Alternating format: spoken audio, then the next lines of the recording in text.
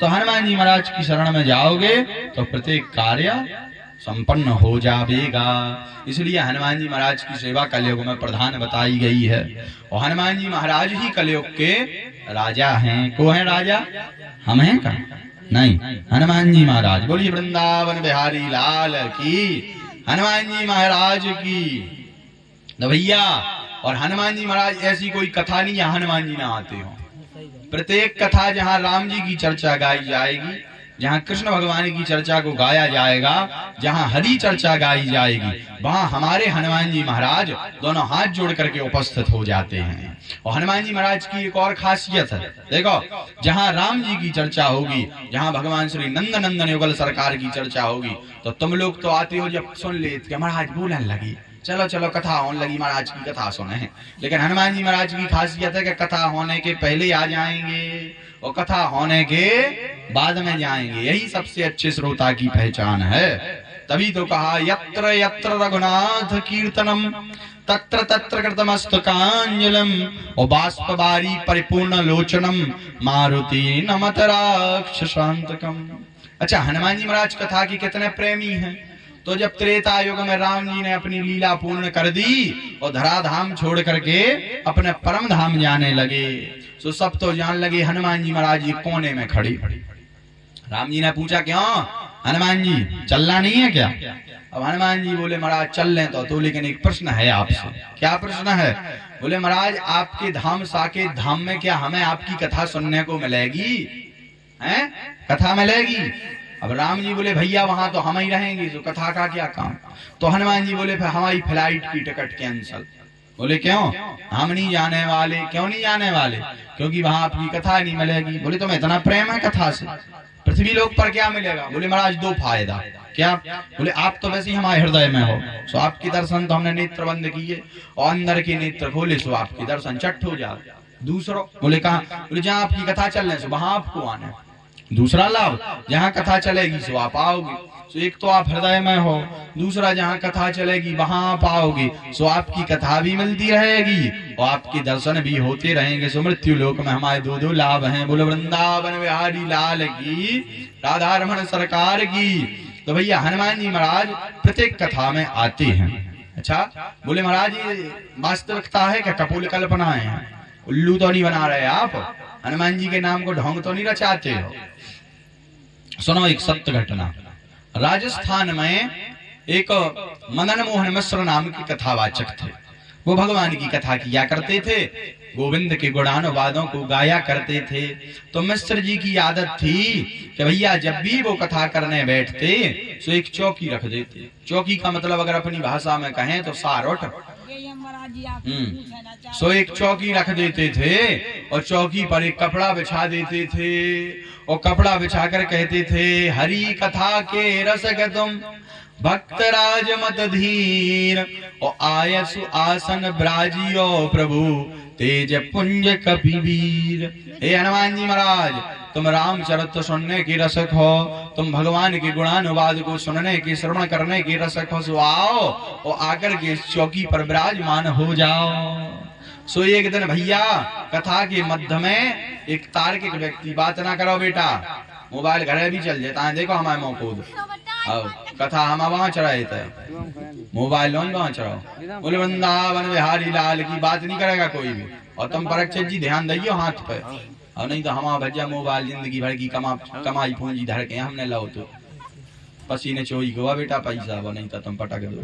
बोले वृंदावन बिहारी लाल की, राधा रमण सरकार की, राधा वल्लभ लाल की, हनुमान जी महाराज की। सो भैया एक दिन एक तार्किक व्यक्ति खड़ा हो गया जो कि पेशे से वकील था। खड़ा होकर के बीच पंडाल में बोले महाराज हमारा एक प्रश्न है। महाराज बोले पूछ बच्चा। महाराज भी रहे होंगे हम जैसे, बोले पूछ ले। बोले हम रोज देखते हैं कि आप बैठ जाते बढ़िया मंच पे और फिर चौकी रख देते, उस पर कपड़ा बिछा देते, कहते हनुमान जी आइए, हनुमान जी विराजमान हो जाइए, आइए वीर बजरंगबली कथा सुनिए। तो बोले क्या हनुमान जी आते हैं कि आप ढोंग रचाते हो हनुमान जी के नाम का? मिश्र जी बोले भाई देखो हमें तो लगता है विश्वास है कि हनुमान जी आते हैं। सो बोले लगता है कि हनुमान जी आते हैं, तो बोले चौकी हिलती नहीं, कपड़ा हिलता नहीं है, कपड़ा हिलता नहीं, चौकी हिलती नहीं, कोई हरकत होती नहीं। अब जैसे हम यहाँ मंच पर बैठे, देखो जी मंच हला, बोले मंच हलवे, बोले चौकी हलती नहीं, कपड़ा हलता नहीं, बोले ऐसे कैसे हनुमान जी आ गए? बोले भाई देखो तुम मानो या ना मानो मिश्र जी, बोले हमें तो लगता है कि हनुमान जी आते हैं। तो बोले हम परीक्षण करेंगे, हम तो प्रैक्टिकल वाले आदमी वकील हैं पेशे से, तो बोले हम कल परीक्षा लेंगे।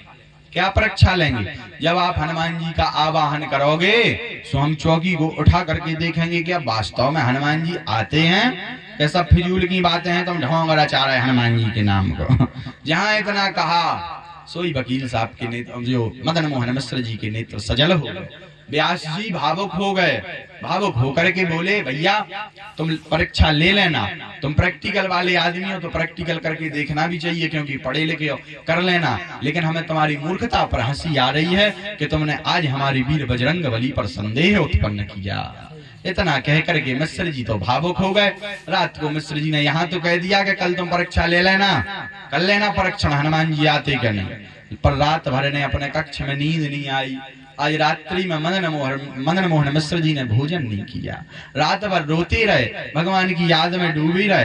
हे प्रभु राखो लाज, बैठे बैठे रोने लगे हमारी आज, और राखो लाज हमारी आज। प्रभु अब तो आप ही के हाथ में हमारी लाज है, और हमारी क्या आप ही की लाज है, हमारी तो कुछ इज्जत है नहीं, नाक हमारी तो है नहीं। इज्जत देखो बेइज्जती उसकी होती है जिसकी इज्जत हो। अब बोले हमारी तो इज्जत है नहीं, आप ही की दम पर हम सिंहवत दहाड़ते हैं, आप ही के बल पर हम दहाड़ते हैं। अब आप ही को कृपा करना है कि आपकी नाक और राम जी की नाक बची रहे। बोले वृंदावन बिहारी लाल की। आंखों से आंसू टपकते रहे। मिश्र जी रात भर भगवान की याद में डूबे रहे और हनुमान जी को बार बार याद करवे, बार बार हनुमान जी के उस बल को याद करवे और बार बार उन्हें ध्यान करावे, भान करावे। हनुमान जी तुम वही हो जो लंका चले गए थे 100 योजन का समुद्र लांग करके। आपने जानकी जी का पता लगाया, आपने अक्षय कुमार का वध किया, आपने अपनी पूंछ से रावण की मूंछ को उखाड़ दिया, आपने लंका में भी खलबली मचा दी। हे हनुमान जी अब हम पर भी कृपा करो, हमारी नाक बचा लियो। प्रभु आपके बल को नहीं जानत को, और आप महाबल भारी हैं। त्रेता में राम के सहाय भये, द्वापर में कृष्ण सहाई हैं। प्रभु आप तो त्रेता में राम जी के सहायक भय, द्वापर में कृष्ण भगवान का भी आपने महाभारत में साथ दिया। अब आज हमारी लाज बचाओ। हे प्रभु आज हमारी आप लाज बचा लो, आज हमारी लाज बचाओ, मन में पीड़ा अब भारी है। हे प्रभु अब तो मन में बहुत पीड़ा है, अब तो आप ही को हमारी लाज को बचाना है। मिश्र जी रात भर रोते रहे, रात भर रोते रोते जैसी प्रातः काल हुआ, जैसी कथा का समय हुआ, सो आप जैसे सब श्रोता आ गए।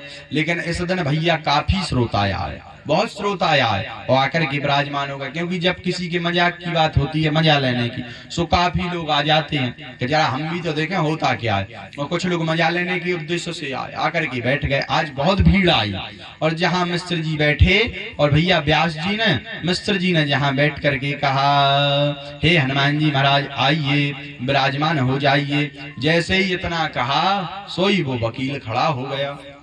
बोले क्यों महाराज? ओ व्यास जी हनुमान जी आ गए। आज मिश्र जी से बोलते नहीं बनता, कंठ अवरुद्ध हो गया, नेत्रों से आंसू झलकने लगे, नेत्र सजल हो गए। मिश्र जी रोने लगे और बोले भैया हमें तो लगता है कि हनुमान जी आ गए। अच्छा तो बोले हम उठा के देखें? अब बोले भैया अगर तुम नहीं मानते हो तो देख लो। और मिश्र जी बोले आज हमारी लाज बचाओ, मन में पीड़ा अब भारी है, और आन बिराजो इस चौकी पर, हंसबे खा दे दो अब गारी है। मिश्र जी बोले भैया हे हनुमान जी महाराज आप विराजमान हो जाओ। जैसे इतना कहा सो वकील साहब हंसता हुआ रावण की भांति खिलखिला करके बोला आ गए हनुमान जी? बोले आ गए। तो सबसे बोला किसी को दिख रहा है हनुमान जी?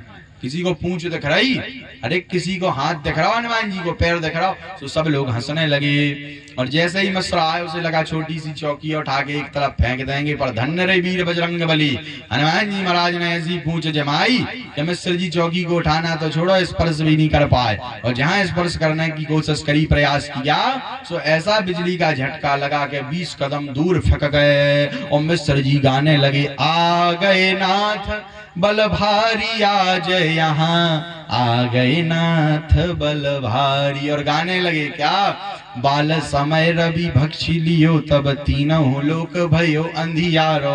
और ताही सो त्रास भयो जग को, यह संकट काहू सो जात नटारो। देव ने आनी करी विनती, तब छाड़ी दियो रवि कष्ट निवारो। और को नहीं जानत है जग में कपि, संकट मोचन नाम तिहारो। मिश्र जी गाने लगे, बोले प्रभु आ गए। और वकील साहब चित्त हो गए। और वकील साहब की वकालत निकल गई, और वकील साहब वकालत छोड़ करके मिश्र जी के चेला बन गए। बोले वृंदावन बिहारी लाल की। पर हम लोग भी सब जानते हैं, कथा हो रही यहाँ, तो यहाँ भैया 33 कोटि देवी देवता विराजमान हैं। अगर यहाँ कथा हो रही तो साक्षात नंद नंदन विराजमान है। अब वो भली के जजमान जी ने कूलर नहीं लगाए, हम तो पड़ी रात जेत लपट में डरे रात, तो यहाँ कूलर लगाना चाहिए हमारे बिहारी जी को। तो बिहारी जी हैं, हनुमान जी हैं, सब हैं, तुम जानते भी सब हो के हैं, लेकिन मानते नहीं हो, क्योंकि ये मन बहुत चंचल है। ये मन बड़ा चंचल है, कैसे तेरा भजन करूं। ये मन जो है ना बहुत चंचल है, ये मन बड़ा चंचल है, कैसे तेरा भजन करूं। जितना इसे समझाऊं, अरे जितना इसे समझाऊं, उतना ही मचल जाए राधे तेरे चरणों की। हो श्यामा तेरे चरणों की, अगर धूल जो मिल जाए, सच कहता हूँ मेरी। क्या वो सच कहता हूँ मेरी, तकदीर संवर जाए ओ राधे तेरे चरणों की। जो मन है ना ये बहुत चंचल है, मन से बड़ा बहरूपी ना कोई, पल पल रचता स्वांग निराले। माया ममता में उलझा रहे वो, पड़ जाए जो मन के पाले। और मन के बहकावे में ना आ, मन के बहकावे में ना आ, मन राह भुलाए भ्रम में डाले। तू इस मन का दास न बन, इस मन को अपना दास बना ले। तू इस मन का दास न बन, इस मन को अपना दास बना ले। मन बहुत खराब है भैया, मन है ना, कहो जी भगवान ही पर संदेह उत्पन्न करा दे। कहाँ होते हैं भगवान? अगर जरा सा कष्ट आ जाए, जरा सा संकट आ जाए, जरा सा काम बिगड़ जाए, सो जो मन बोलन लगा भीतर से, अरे बोले कहाँ भगवान भगवान लगाए फिर रहे। बहुत तो जाते थे मंदिर, 3 साल हो गए जाते जाते, शंकर जी पर बिल्व पत्ते चढ़ाते चढ़ाते वृक्ष खत्म हो गए। बेल के फल इतने चढ़ा दे कि भैया 1-1, 2-2, 4-4 बोरा चढ़ा दे, लेकिन फिर भी तुम्हारे जीवन में संकट आ गए ना, है कहाँ है भगवान? तो जो मन है ना, मन बहुत खराब है। तो भैया कथा भगवान की गाथा अगर आप सुनते हो तो बोले महाराज भागवत से होता क्या है? तो बोले भागवत का अर्थ क्या है? भागवत का अर्थ है भाष्यते सर्ववेदेषु गीयते नारद आदिवि और बदन्ति त्रिश्लोकेषु तरन्ति भवसागरः। भाष्यते सर्ववेदेषु, सभी वेदों का सार है भागवत, सभी का भाष्य यानी सार है। भाष्यते सर्ववेदेषु गीयते नारद आदि, इसको नारद आदि भक्तों संतों ने गाया है। गीयते नारद आदि और बदंती त्रिशुलोकेषु, भागवत जी की तीनों लोकों में वंदना होती है। और जो भागवत को 7 दिन तक एकाग्रचित होकर के सुनता है, भैया होता क्या है? तो बोले तरंती भव सागरः, वो भैया इस भाव सागर से पार हो जाता है। बोलिए श्रीमद् भागवत महापुराण की। ऐसे ही एक बार सुखदेव जी जब परीक्षित जी को कथा सुना रहे थे, सो देवता अमृत को कलश लेकर के आए। क्यों आए? बोले भैया महाराज जी सुखदेव जी से बोले बोले हमने सुना है कि परीक्षित जी को श्राप लगा है कि 7वें दिन में तक्षक नामक नाग काटेगा और जी मर जाएंगे। बोले बिल्कुल लगा है। तो बोले एक काम करो जी, अमृत इन्हें पिला दो। भैया बात ना करो, बात नहीं करो, कथा सुन, बहुत अच्छी कथा हो रही, तुम बात लगी करो। कथा से ज्यादा जरूरी है का बात? अगर करनी है तो फोन आ रहा उठा लो, मगया कर लो, फोन आ रहा हो तुम आओ सरकार। बोले वृंदावन बिहारी लाल की। सुखदेव जी आए, देवता आए और सुखदेव जी से बोले भैया महाराज जी, हमने सुना है कि राजा परीक्षित को 7वें दिन तक्षक नामक नाग के काटने का श्राप लगा है। बोले लगा तो है। सो बोले एक काम करो जी, अमृत ने पिला दो। किसे? परीक्षित जी को। बोले इससे क्या होगा? बोले जी मरेंगे नहीं। अरे बोले वाया, तो बोले बताओ तो देवताओं ने कभी किसी का भला नहीं सोचा, आज परीक्षित जी का भला क्यों सोच रहा है? बताओ। बोले सौदा है क्या? बोले तो मैंने अमृत पिला दो और जो कथा तो मैंने सुना रहे वो हमें सुना दो। सुधामृत पान करा दो परीक्षित जी को और कथामृत पान करा दो हम देवताओं को। सोई सुखदेव जी मुस्कुरा दिए। बोले तभी हम सोचें कि देवता कभी अपने स्वार्थ के वशीभूत ना होकर के किसी का निस्वार्थ भावना से भला करने के उद्देश्य से नहीं आते हैं। बोले इसमें भी तुम्हारा स्वार्थ है। बोले भैया हमारे तो जजमान परीक्षित जी हैं, यही बताए ने अमृत पी के अमर होने के कथामृत पान करने गोविंद के चरणन से जुड़ना। परीक्षित जी बोले महाराज हमें तो ज्ञान है नहीं, आप ही बताओ क्या करना है। सोई बताने लगे। बोले भैया राजन, कहाँ कांच और कहाँ मणि? बोले जो अमृत है ये कांच है और जो कथामृत है वो मणि है। पीना दोनों को पड़ता है। सुधामृत को मुख से पीना पड़ता है, सुधामृत जो देवता लाए मुख से पीना पड़ता है, लेकिन कथामृत भी पीना पड़ता है, लेकिन कथामृत कानों से पीना पड़ता है। बोले महाराज फायदा किसमें है? बोले सुधामृत अगर तुम पान करोगे भैया तो घटोजा भरोगा, भाई न चढ़ाओ ऐसे शांत बैठो रहा है। बोले वृंदावन बिहारी लाल की। बोले भैया जो तुम जो सुधामृत पान करोगे तो इससे ये तो निश्चित है कि मरोगे नहीं। क्या नहीं करोगे? मरोगे नहीं, लेकिन मरने का भय नहीं जाएगा। और जब तक सृष्टि है तो सृष्टि में, जब तक सृष्टि है तब तक तो अमर रहोगे, लेकिन कालांतर में जब भगवान सारे संसार को अपने उदर में गर्भस्थ कर लेंगे तो तुम भी नष्ट हो जाओगे। और जब दोबारा सृष्टि का सृजन होगा तो उसमें तुम्हें जन्म लेना पड़ेगा और आवागमन के चक्कर से नहीं छूट पाओगे। पर अगर तुम कथामृत का पान करोगे तो मरने का भय भी चला जाएगा। मृत्यु तो होगी, तन तो मरेगा, लेकिन जो आत्मा रूपी तुम्हारा जो शाश्वत सत्य आत्मा है वो गोविंद के लोक जाकर के उनके चरणों से जुड़ जाएगी और दोबारा तुम्हें इस दुखालय में नहीं आना पड़ेगा। आवागमन के कुचक्र से बच जाओगे, 84 के चक्कर से बच जाओगे। सोई परीक्षित जी बोले देवताओं से, बोले हमें आपका अमृत नहीं चाहिए, ले जाओ। सोई देवता सब मुंह लटका करके चले गए और ब्रह्मा जी से जाके बोले बताओ तो कथा में ऐसो का है, हम अमृत ठुकरा दो। सो ब्रह्मा जी बोले 7 दिन बाद देख लेना परीक्षित जी का क्या हाल होता है। और जब 7वें दिन देवताओं ने देखा कि परीक्षित जी जीते जी भगवान के चरणों से जुड़ गए तो सभी देवताओं के नेत्रों में आंसू बहने लगे। बोले धन्य है भागवत की गाथा। फिर भी नहीं ये माने, ये बोले हम तो प्रैक्टिकल करें। सो कैसो प्रैक्टिकल करो? इन्हें तराजू लाओ, एक तराजू, और तराजू के एक पल्ले पर तो भैया एक पलड़े पर सारे सदग्रंथ रखे, वेद रखे, पुराण रखे, शास्त्र रखे, ग्रंथ रखे, कठोपनिषद रखे, उपनिषद रखे, वेद की रचाएं रखी और एक भागवत जी के पलड़े पर श्रीमद् भागवत महापुराण को रखा। और जब उठाया सो क्या देखा? बोले लघु निन्यानि जातानि गौरवेण इदं महत तदा ऋषि गणः सर्वं विस्मयं परमं ययु। जैसे ही तराजू उठाया सो क्या देखा?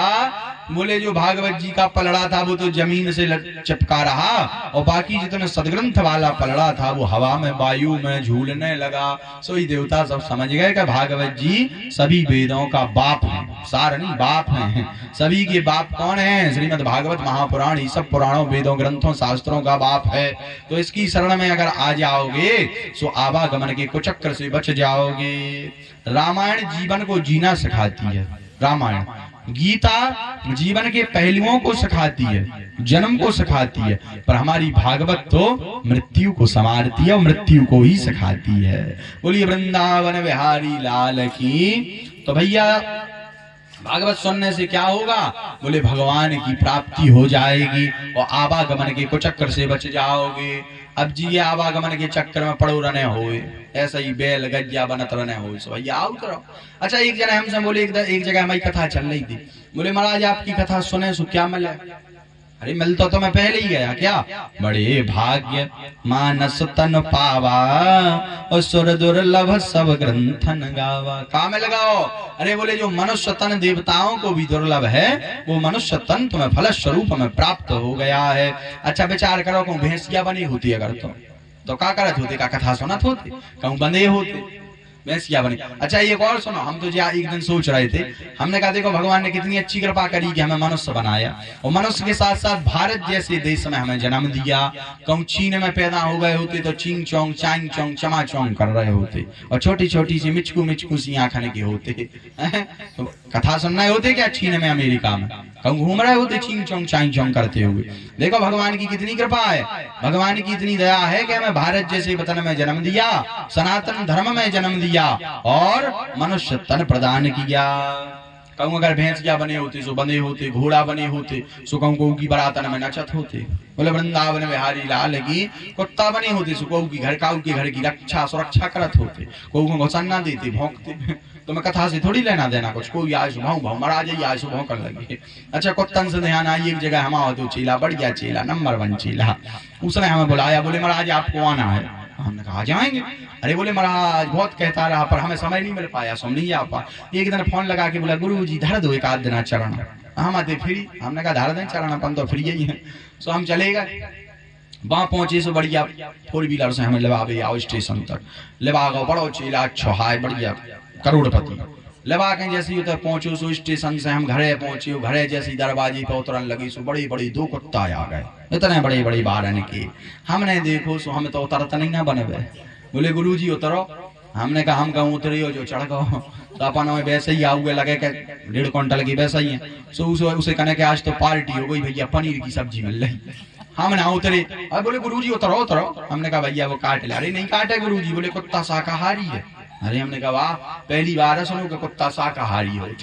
सो हम भी उतर गए, उतरे। हमने कहा भैया काट ना ले। बोले अगर काट भी लेगा तो दिक्कत नहीं, इंजेक्शन लगो कुत्ता को। बढ़िया। अंदर गए, सोफा पे बैठी, चाय आई बिस्कुट आओ। सो हमने सोची कि हमें 1-2 दिन यहाँ रहना है, जब आए हैं तो रहेंगे। सो हमने कहा कुत्ते से दोस्ती कर लेना चाहिए। सो कुत्ता खड़ा था, हमने कहा लो टॉमी लो। सो हमने जैसे ही सामने बिस्कुट किया सो वो खावे ही ना। तब तक जजमान आ बोले गुरु जी जा तो पछाइया मो तो उतरपा है। बोले वृंदावन बिहारी लाल की कहने का मतलब इतने बड़े कुत्ता के समझ ही में नहीं आत क्या पछाई कौन आंगाई कौन। बोलिए वृंदावन बिहारी लाल की। अच्छा पहले मकान बनते थे सो मकान के बाहर लिखा जाता था सीताराम लक्ष्मी जी सदा सहाय करें, हैं शुभ लाभ यहाँ से निकलें जो नर नारी, सबको सीताराम हमारी। फिर थोड़ा सा मॉडर्न जमाना आया सो लिख दिया स्वागतम। फिर थोड़ा सा और अंग्रेजी जमाना आया सो लिख दिया वेलकम। क्या लिख दिया? वेलकम। अब वो भी गायब होगा। अब शहरन में जाओ सो ना तो स्वागतम, न वेलकम, न शुभ लाभ, न लक्ष्मी जी सदा सहाय करें। अब तो सीधा लिखो रात गेट पे कुत्तों से सावधान। सब समझ में नहीं आती कि स्पेशल कुत्ता है के सभी कुत्ता भरे धरे। बोले वृंदावन बिहारी लाल की। तो ये भी भैया बहुत खतरनाक है। सो ऐसी देवताओं ने क्या किया, देवताओं ने उठा के देखा पलड़ा, सो देख करके आश्चर्यचकित हो गए। देवता भी नहीं मानते, देवताओं की बुद्धि जब भ्रमित हो सकती है सो अपन तो मनुष्य है। ऐसी एक जने और हमारे पास आए व्यक्ति, बोले महाराज आप जी लगाए फिर रहे कथाएं। बोले आपने देखी है भगवान होते हैं, कथाएं लगाए पर 1-1.5 लाख मिटवा देता आदमी के। टेंट लगवाओ, माइक लगवाओ, जी लगवाओ, वो लगवाओ, बहुत आप खर्चा करवा रहे, कथाएं कर रहे। देखे हैं आपने भगवान होते हैं? हम भी एक करमूड़ी आदमी माल पीछा के आए। हमने कहा रुक जा भैया, एक डोरी लगी थी पलक में मैं तो कटा। हमने ऐसी बात न में फंसा के हमने कहा भैया जी डोरी उठाइए था ना। डोरी उठाई, सुने लगो करंट को झटका सो फड़फड़ा गए। अरे बोले महाराज इसमें करंट है। हमने कहा करंट कैसा होता है? करंट बता, कैसी आंख है करंट? अरे बोले महाराज पगला हो। बोले करंट दिखता थोड़ी है, वो तो जब लगता है तो महसूस होता है। हमने कहा लगा तुम्हें? अरे बोले महाराज लगो पगुआ बार घूना पगाओ। बोले ग्लूकोज को बोतल लगवाना है। हमने कहा बोले महाराज भयंकर करंट लगो। हमने कहा अच्छा। बोले हाँ। हमने कहा लेकिन तुम बता नहीं सकते। बोले महाराज ऐसे कैसे बता दें? हमने कहा भैया वैसे भगवान होते हैं जब वो अपने झटका मारने पर आ जाए तो ऐसा झटका मारते हैं कि अच्छे अच्छे फड़फड़ा जाते हैं। तो कृपा और हवा दिखती नहीं है लेकिन होती है, क्योंकि अगर हवा होती नहीं तो यह महसूस कैसे होती। ऐसी कृपा महसूस कब होती है? जब हम संकट में फंस जाते हैं और हम सच्चे हृदय से अपने गोविंद को पुकारते हैं तो वो हमारी सहायता करने किसी न किसी रूप में आ जाते हैं। तभी हमें विश्वास होता है और महसूस होता है कि भगवान हैं। तो हमारे संतों ने कहा है कि भगवान हैं तो हैं। द्रौपदी जी सबके पास गई, सबकी तरफ आशा भरी नजरों से देखा कि कोई तो हमारी रक्षा करेगा। जब उनका चीरहरण होने लगा पर कोई भी रक्षा नहीं कर पाया, तब अंतिम उन्होंने एक भरोसा, एक बल, एक आस विश्वास भगवान का भरोसा किया। तो भगवान साड़ी बन करके ऐसे प्रकट भय कि समझ में नहीं आया कि साड़ी बीच नारी है कि नारी बीच साड़ी है कि साड़ी में ही नारी है कि नारी में ही साड़ी है। बोले वृंदावन बिहारी लाल की, राधा रमण सरकार की। आगे भागवत के प्रथम स्कंद के प्रथम अध्याय के प्रथम श्लोक को बड़ा ही प्यारा गाया गया। जन्मादस्य यतोन्वयादितरतस् चारथेषु विज्ञाः सुराट् तेने ब्रह्म हृदय आदि कवये मुह्यन्ति यत सूरयः तेजो वारि मृदाम यथा विनिमयो यत्र त्रिसर्गो मृषा धाम्ना स्वेन सदा निरस्तकोकं सत्यं परम धीमहि। अच्छा, इस श्लोक की एक खासियत सुनो। इसमें सत्य की वंदना की गई है। तो किसी ने कहा कि महाराज इसमें लिखा है सत्यम परम धीमहि ध्यायेमां। बोले सत्य की वंदना क्यों की गई? बोले भागवत जी तो ठाकुर जी का ग्रंथ है, गोविंद का ग्रंथ है, तो बोले इसमें सत्य की वंदना क्यों की गई है?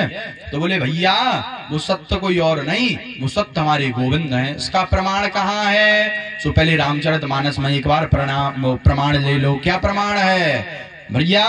श्री गौरी शंकर महादेव भूत भावन पार्वती जी से कहते हैं, ओ माँ कहाँ हूं मैं, अनुभव अपना और सत हरि भजन जगत सब सपना। बोले वृंदावन बिहारी लाल की। बोले सत्य क्या है? ईश्वर और ईश्वर का भजन ही सत्य है। दूसरा प्रमाण कहाँ है? तो दसम स्कंद में जब ठाकुर जी आए, कल आएंगे ठाकुर जी, तो वहां पर देवताओं ने 9 बार सत्य सत्य कह करके वंदना करी। सत्यव्रतम सत्य परम सत्यम सत्यस्योनिम निहितम च सत्य सत्यस्य सत्यमर्थ सत्यनेत्रम सत्यात्मकम त्वाम शरणम प्रपन्नः।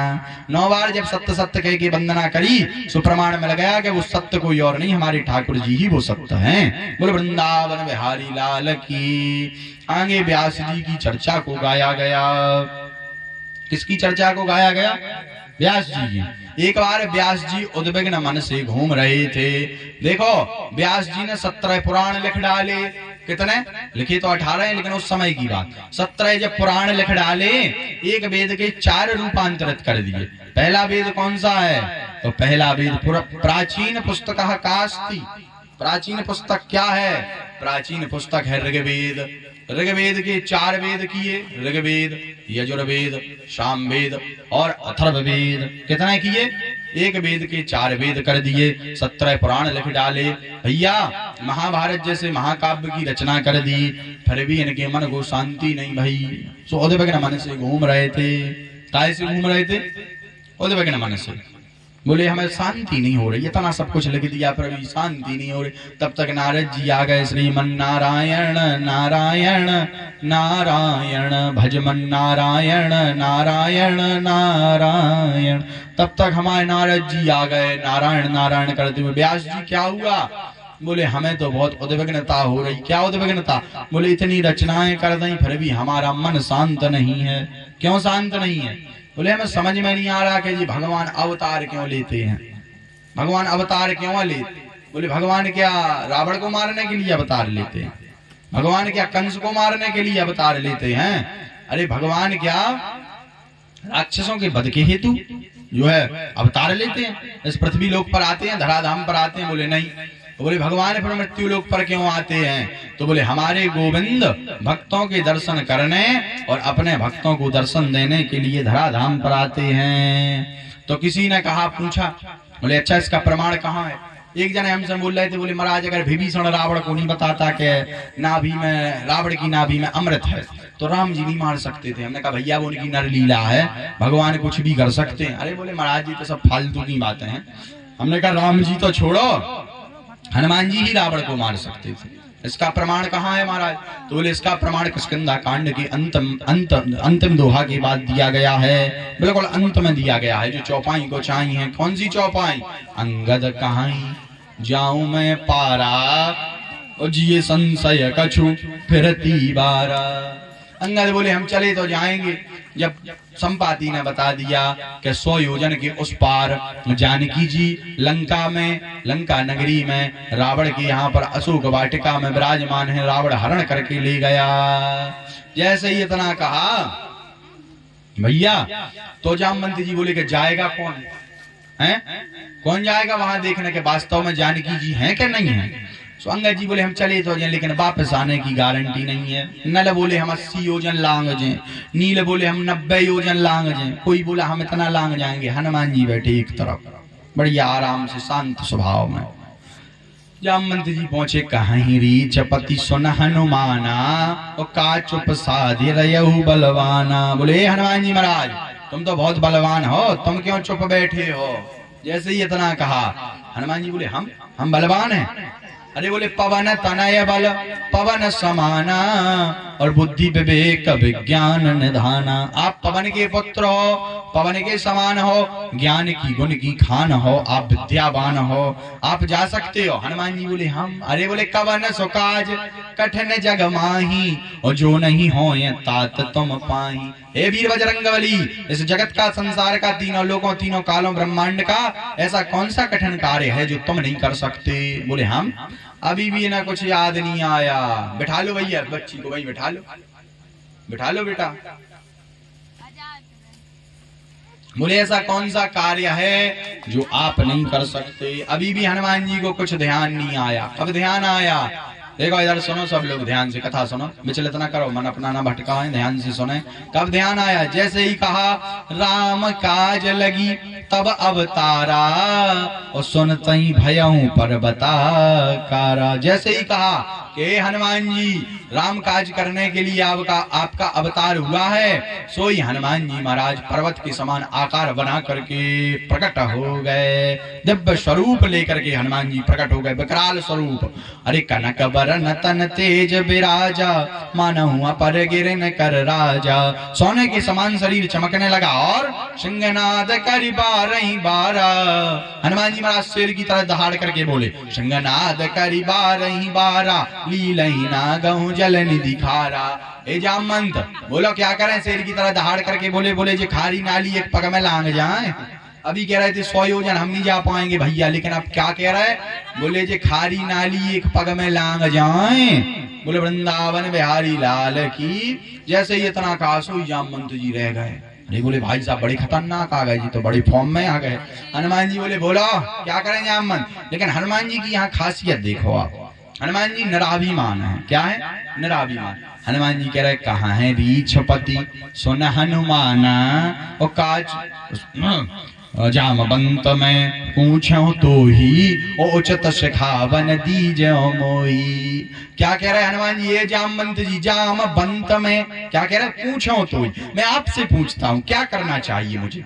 हनुमान जी इतना विद्यावान हैं, ज्ञानवान हैं, गुणी हैं, विवेकशील हैं, बलशाली हैं, शक्तिशाली हैं, विद्यावान हैं, बहुत उनके पास में कलाएं हैं, शास्त्रों में पारंगत हैं, वेदाध्ययनी हैं, गुणों की खान है, यानी नामाग्रगण्यम, ज्ञानियों में अग्रगण्य है। लेकिन जामवंत से कह रहे हम आपसे पूछ रहे क्या करना है? तो जामवंत कह रहा है इतना करो तात तुम जाई सीतही देखी कयहूं सुध आई। इसके पहले की चौपाई हनुमान जी ने क्या कहा? बोले सहित सहाय रावण ही मारी और आनहु यहाँ त्रिकूट उपारी। अगर हनुमान जी चाहते तो चौपाई कह रही, हम नहीं कह रहे भैया, प्रमाण दे के बता रहे।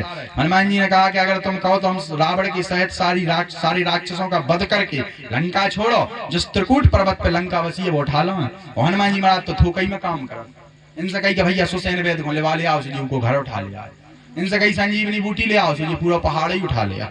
ये हमारे हनुमान जी महाराज की खासियत है। अच्छा हनुमान जी महाराज ही मार सकते थे रावण को, तो उन्होंने बताया। बोले सुनो, सोनकादिक ऋषियों से सूत जी बोले कहाँ पर लगे फिर रहे? बोले भगवान नारायण राक्षसों का वध करने नहीं आते, वो तो अपने वचन को, जो ब्रह्मा जी ने वचन दे दिया कि तुम भगवान के हाथों मरोगे, तो अपने भक्त का वचन पूर्ण करने के लिए, भक्तों को दर्शन देने के लिए और अपने भक्तों के दर्शन करने के लिए प्रकट होते हैं। अच्छा इससे कथा याद आई, एक बार जब राम और रावण को युद्ध चल रहा हो तो सो रावण आओ हनुमान जी के पास, बोले हमने सुना है कि तुम बलवान हो। हनुमान जी बोले कि राम जी का बल है। हम बोले नहीं नहीं, हमने सुना है कि तुम परम बलशाली हो। अब बोले जब तुमने सुना है तो फिर ठीक है, सुना होगा। रावण बोला तो फिर चलो एक एक मुक्का की हो जाए। बोले मतलब, बोले ज्यादा युद्ध लड़ेंगे सो समय बर्बाद होगा, एक मुक्का तुम हमें मारो, एक हम तुम्हें मारेंगे, जिसका मुक्का जिसको ज्यादा लगेगा वो ज्यादा बलवान।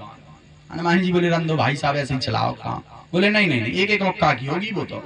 हनुमान जी बोले जब तुम्हें ज्यादा खुजली है सो हो जाने दो। सो बढ़िया मैदान में पहुंचे। सो हनुमान जी बोले रावण पहले तुम मारो। हनुमान जी बोले रावण पहले तुम मारो। रावण बोले नहीं पहले तुम। हनुमान जी बोले कहूँ हमने धमक दो और तुम चले गए तो तुम्हारे हाथ की खुजली जिंदा रहे, इससे पहले तुम ही एक मुक्का हमें मान लो, हम बाद में देखें। जैसे ही इतना कहा सोई रावण बोला ठीक है। रावण ने भी विचार किया कि हमें युद्ध कोई हरवा रहा है तो ये बानर है, ये बंदर युद्ध हरवा रहा है। रावण ने भी सोचा कि 20 हाथों का मुक्का बना के देंगे ये कई बार में चलो जाए बंदरा। सो रावण पीछे तक खिंच करके गया और भागता हुआ आया। सो हनुमान जी बढ़िया सावधान की स्थिति में खड़े थे। बोले हनुमान जी सावधान। हनुमान जी बोले हम पहले ही से। बोले पानी आनी पी लो। बोले टंकी फुल है। और दौड़ता हुआ आया और जहां प्रहार किया 20 हाथों का, सो हनुमान जी थोड़े से ऐसे भय और फिर से सावधान की स्थिति में यही के सही। रावण अब 20 आंखें में लगा है फिर खोले। हनुमान जी बोले कहा भाई साहब कहा? बोले तुम गिरी नहीं है। हनुमान जी बोले हाँ। बोले तुम्हें तिल भी नहीं आ रही? हनुमान जी बोले हमें तो साज लग रहा। बोले चक्कर आओ? बोले हमें कछू नहीं आओ। अब बोले अब हनुमान जी बोले अब हमारी बारी। रावण नीचे सर लटका के बोले भाव मान लो। हनुमान जी बोले सरका या लटका रहे? बोले हमें टेंशन हो गई कि हमने 360 डिग्री को दो और तुम्हें 1% फर्क नहीं पड़ो, अब हमाओ का होने। तो हनुमान जी बोले बात तो शर्त लगी पूरी होने। बोले हो जाने दो। ऊपर से ब्रह्मा जी और शंकर जी देख रहे थे। शंकर जी ब्रह्मा जी से बोले भाई साहब जो है साहब को मुक्का बनाए। हनुमान जी पीछे नहीं गए। हनुमान जी ने 360 डिग्री मुक्का किया पीछे और मारने वाले थे। सो शंकर जी बोले जो है साहब को भाई साहब मुक्का बनाए हैं, अगर दे दे रहे तो रावण की अंत्येष्टि का हड्डी भी नहीं मिलना, ये पाताल में धस जाना है। बोले हनुमान जी महाराज की। सोहैया कथा कहती है कि ब्रह्मा जी पीछे ही में प्रकट है। बोले रुक जाइयो भाई साहब, रुक जाओ। रावण बोलो कहाँ रुक जाओ तो ये मुक्का को युद्ध चल रहा तुम्हारे लग जाए है सो आफत। जैसे इतनी गई ब्रह्मा जी बोले हम तुम्हारे भले खोया है। रावण बोले मतलब बोले जो साहब को भाई साहब बनाए हैं और मस के अंदर इसको तुम्हें बचना है, पाताल में धस जाना। रावण हरा से बोले तो प्यार जी लगा दो। ब्रह्मा जी बोले भाई साहब तना कम करो। हनुमान जी बोले क्यों? बोले जी मर जाएगा, पाताल में धस जाएगा। जो वाल्मीकि जी लिख गए वो सब गलत। कि राम जी आएंगे फिर राम जी मारेंगे फिर बाण लगाएंगे विभीषण जी बताएंगे, तो बोले वो सब गलत हो जाएगा। हनुमान जी बोले जब उसने मारा तब नहीं आए। अब बोले गलती तो हो गई लेकिन आप थोड़ा कम करो, समझदार हो। हनुमान जी ने थोड़ा सा कम किया। बोले अब बोले भैया दिक्कत तो अभी भी है। क्या दिक्कत है? बोले प्राण तो फिर भी न कर जाए, पाताल में ना धसा तो प्राण तो फिर भी न कर जाए। बोले थोड़ा और कम करो। थोड़ा और कम किया। बोले अब बोले देखो युद्ध रुकोड़ा ने और तो कुछ ज्यादा दिक्कत नहीं है लेकिन 25-30 दिन युद्ध रुकोड़ा ने। बोले क्यों? बोले से बस 3 पैसे नहीं उठने। तो बोले फिर बोले थोड़ा सा और कम कर लो, युद्ध जल्दी हो जाएगा। हनुमान जी ने बिल्कुल पास ही में करो। ब्रह्मा जी से बोले अब बोले लगो दबा के। जहाँ हनुमान जी ने प्रहार कर दिया सोई रावण गिर गया। वो कथा कहती है कि रावण को मूर्छा आ गई। अब हनुमान जी पानी को कंचा मारे, पंखा झले। ब्रह्मा जी बोले भाई साहब जो क्या कर रहे हैं? हनुमान जी बोले हमें टेंशन हो गई क्यों राम कथा सही में तो नहीं पूरी हो गई।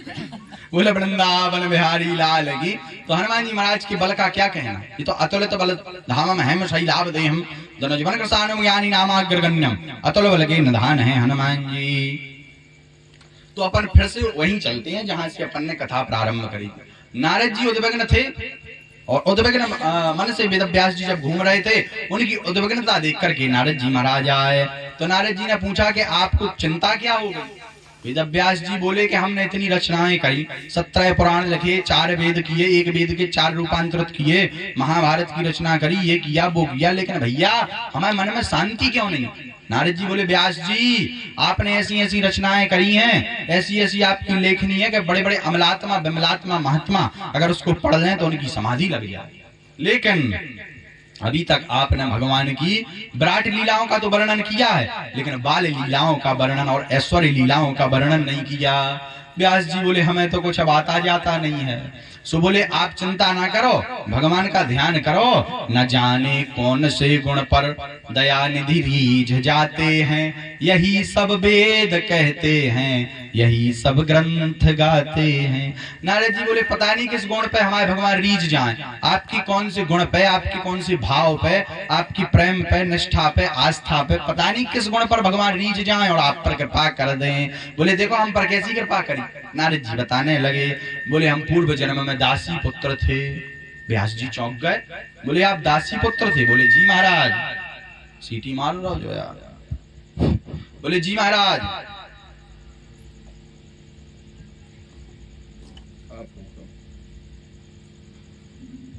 बोलिए वृंदावन बिहारी लाल की। बोले महाराज हम दासी पुत्र थे। कोई दिक्कत नहीं, बैठो आप, बैठो कथा सुनो।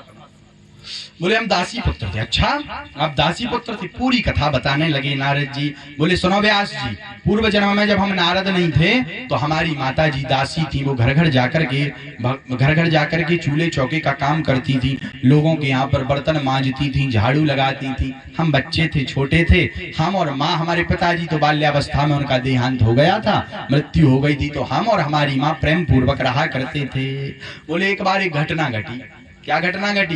बोले हमारे गांव में चातुर्य मास काटने के लिए कुछ संत पधारे। अब बोले संत पधारे तो भैया गांव के लोगों ने हमारी माताजी की और हमारी ड्यूटी संतों की सेवा में लगा दी।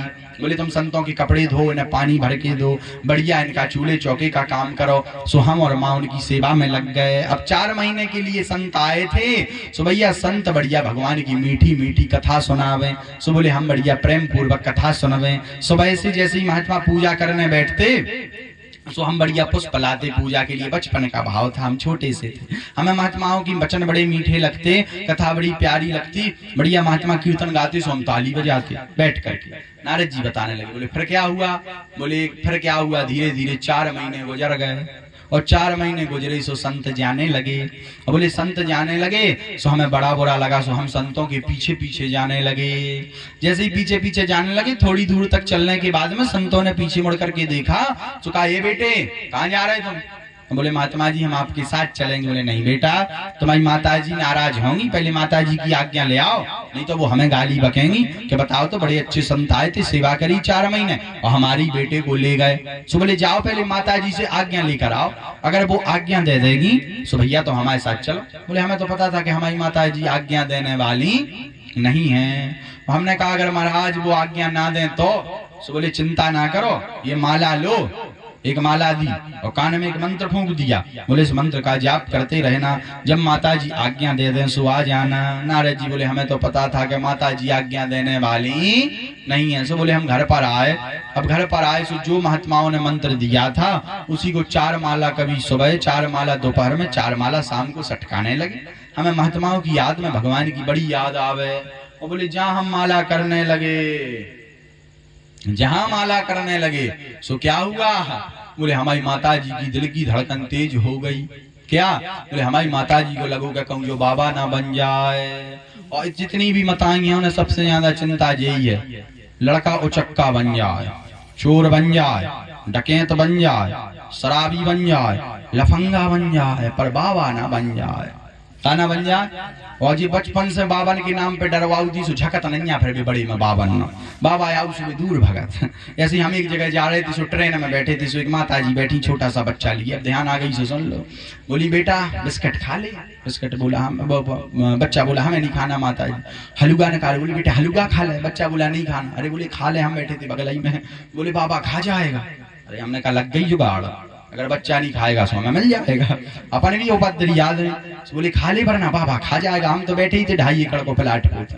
हमने कहा ना बाबा बनाई दो, मिले तो मिले। अभी बहुत दूर तक कट गई। बोले खा ले बेटा बाबा खा जाएगा। पर वो बच्चा कहूँ नहीं खाना। हमने कही माता जी अगर नहीं खा रहा हो तो पहले आओ। तो माता जी बोली महाराज कैसी बात कर रहे हैं, हम यहाँ पे तो कह रहे हैं बच्चा से कि बाबा खा जाएगा। बोली महाराज वो तो कहने की बात है। हमने कि तुम्हारे कहने के चक्कर में हम एक स्टेशन आ गए हैं, आ गए और तुमने अभी तक हमें वो हलवा नहीं दो। बोले वृंदावन बिहारी लाल की। ऐसी एक जगह हम और गए, सुकारी क्रम में गए, जजमान की बहू थी, वो छोटा सा बच्चा वो रो रहा था। हम तो बढ़िया अभी रखी है, दाढ़ी थोड़ी बढ़ गई, पहले अच्छी शेविंग करके गए 1-1.5 साल पहले, बढ़िया लग रहे थे, हमें लगा हम अच्छे लग रहे। उतर पहुंचे सो बोली वो रो रहा हो बच्चा बार बार हमारी पदरौनी भैया आरती उतारी, पुष्प मुस्कुरा रही। अरे हमने कहा जय दिव्य स्वागत। हम अच्छे अंदर गए, सुबह बच्चा रोने लगा। सुबह बहू बोली बच्चे चुप हो जा बेटा, चुप हो जा, चुप हो जा, देख देख बाबा आ गया, बाबा खा जाएगा। हमने जजमान से कही, हमने कहा था शीशा तो ले आओ। बोले क्या? हमने कहा हमें देखना है कि हम बाबा कहाँ से लग रहे हैं, हम तो बढ़िया है दाढ़ी आड़ी बना के जी भाई बाबा बना रहे। बोले वृंदावन बिहारी लाल की। सुजा माताओं की आदत होती है जो बचपन ही से बावन से डरवाऊ बच्चा को, फिर वो झकत नहीं बड़े में बावन। सो बोले हमारी माता जी की दिल की धड़कन बढ़ गई है, कहूँ जो बाबा ना बन जाए। नारद जी बताने लगे। सो ही एक दिन हमारे कुल पुरोहित पंडित जी पधारे। सो हमारी माता जी ने हमारी जन्म पत्री दिखाई।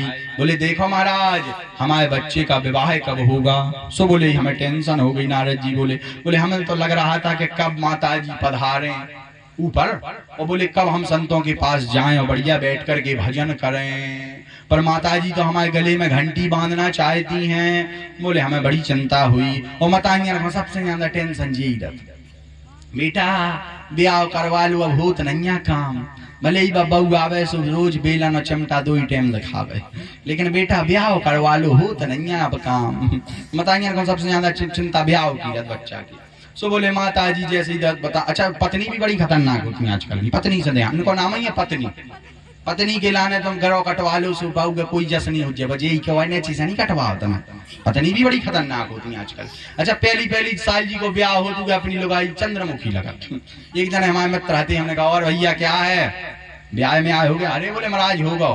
कैसी हैं भाभी जी? अरे बोले महाराज चंद्रमुखी है चंद्रमुखी। अच्छा 1-2 साल बाद मिले, हमने कहा और बताओ क्या है? सो पहली साल तो उनकी कत्ती चंद्रमुखी है, पर जब बाजी मार्केट में जावे सो कबे सब्जी लाए आई है लो जा झोला है। सो हमसे बोले महाराज बात तो भद्रमुखी है। हम है भद्रमुखी। तो जहाँ 4-5 साल गुजरे हल्के हल्के पैया फूफा पप्पू हो गए। तो ले पप्पू के पापा जी पप्पू में ले जाओ, परेशान कर रहे हैं, हम रोटी नहीं बना पा रहे। सो हमने कहा फिर पूछा, हमने कहा भैया कैसी है पत्नी? बोले महाराज सो पहले कहती थी चंद्रमुखी, 1.5 साल बाद बोले भद्रमुखी, और फिर 4-5 साल बोले महाराज बात ज्वालामुखी लगा। बोले वृंदावन बिहारी लाल की। पहली साल जी को ब्याह हो तो क्या लगा था चंद्रमुखी, जो 1-1.5 साल गुजर में सो भद्रमुखी, और जहाँ छोटे छोटे पैया फूफा पप्पू हो जाए सो पहले चंद्रमुखी फिर भद्रमुखी और फिर ज्वालामुखी लगा। बोले वृंदावन बिहारी लाल की। अच्छा एक हमारे और मित्र रहते, अब आ गई से सुन लो। फिर बेहते सो वे हमें फोन लगाओ। हमने कहा और भैया कैसे हो? बोले महाराज बढ़िया है शानदार बैठे हैं। हमने कहा और सुनाओ तो क्या है मजे में हो? अरे बोले महाराज खाक मजे में है। हमने कहा बोले हमारी पत्नी बड़ा शक करती है। हमने कहा क्या शक करती है? बोले महाराज हम कहीं जाते थे सो शक करती थी तो कि तुम कहाँ जा रहे हो, तुम इधर भाग रहे उधर भाग रहे। सो हमने कहा चल एक काम कर, तू हमारे साथ चला कर। सो बोले हमने इसका हम जहाँ जाते हैं सो उसकी टिकट कटवाते हैं, इसको भी साथ में ले जाते हैं। कोई पूछता है भैया जी क्या है, सो कह देते हैं हमारा ये प्लाट है जो रजिस्ट्रीकृत है। बोले हम इसको साथ में लगा जाते। बोले फोन चलाते थे, फोन पर शक करती थी, तो हमने उसे दे दिया फोन। हमने कहा ले ये है फोन, तू फोन चला। अब बोले हमने फोन भी छोड़ दिया। हमने कहा फिर? बोले महाराज फिर भी वह बहुत विचित्रता कर रही। हमने कहा क्या कर रही? बोले एक दिन हम पूजा पाठ कराने लगे भजन, सो अपनी सहेली को फोन लगाए थी। सो बोली हम बोले बात कर रही थी। उनका क्या बात कर रही थी? जब उन्हें हमें सुनाई सो हम भी बहुत हंसे। बोले कह रही थी अरे रीना तुझे क्या बताऊं मैं अपने पति से बहुत परेशान हूँ। हमने कहा क्या कह रही थी? बोली कि पहले तो जी मोबाइल चलाता था तो संसार की औरतों के चक्कर में था, आजकल माला ज्यादा करता है, लगता है अप्सराओं के चक्कर में है। सो हम भी बहुत हंसे। हमने कहा भैया जय हो, तुम्हारी जय हो जाए, तुम्हारी जय राखे भगवान। तो कहने का मतलब यह है कि पत्नी होते ही खतरनाक है। तो नारद जी बोले इसीलिए व्यास जी हम बच गए। बोले पूर्व जन्म में भी और नारद में भी एक बार ने ट्राई करो ब्याह करवे को, लेकिन हमारे भगवान श्री नारायण ने उनको बचा लिया। बोले वृंदावन बिहारी लाल की, इन्हें बचा लिया। अब नारद जी बताने लगे। बोले हमने कहा कि हे प्रभु हमारी माता जी जल्दी पधार जाएं सो हम आपका भजन करें। बोले भगवान ने हमारी सुन ली। क्या सुनी? एक दिन हमारी माता जी गाय लगाने के लिए गौशाला में गई, सो नाग ने काट लिया और हमारी माता जी मर गई। गांव वालों ने आके बताया बेटा तेरी माँ मर गई। बोले हमें बड़ी खुशी भाई, हमें तो लगो के 2-4 ठुमका लगा ले जाओ, लेकिन हमने सोचा कि नाचेंगे तो गांव वाले क्या कहेंगे, बड़ा विचित्र बालक है, माँ मर गई सो ये हंस रहा नाच रहा।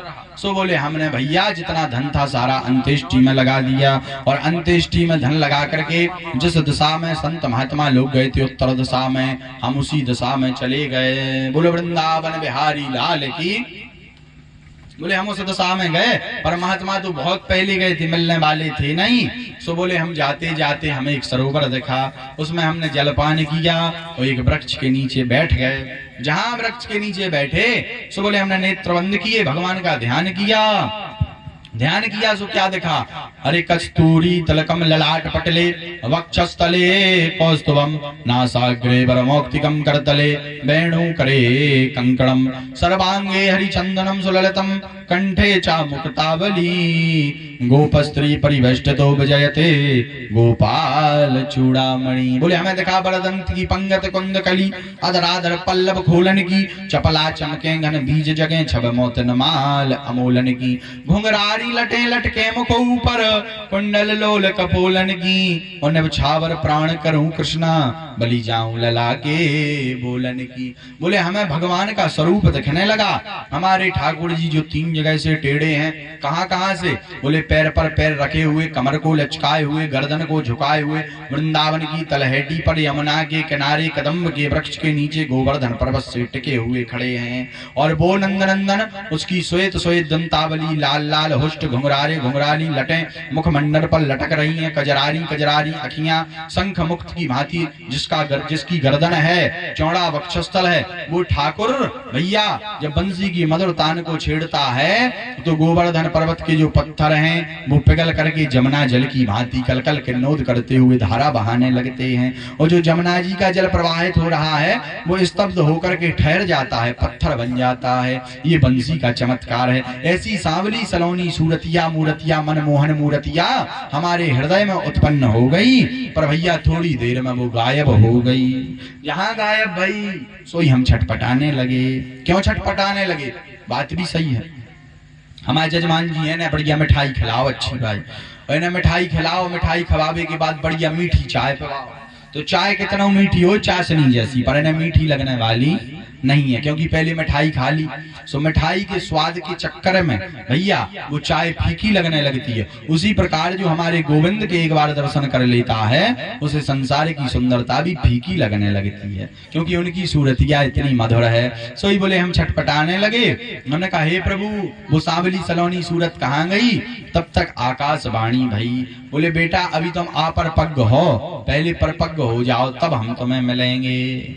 जैसे ही इतना कहा कि अबे तुम अपरपक्व हो, नारद जी बोले हमने हाथ जोड़ करके कहा कि अगर हम अपरपक्व थे तो हमें दर्शन क्यों दिए? बोले आकाशवाणी दोबारा भाई।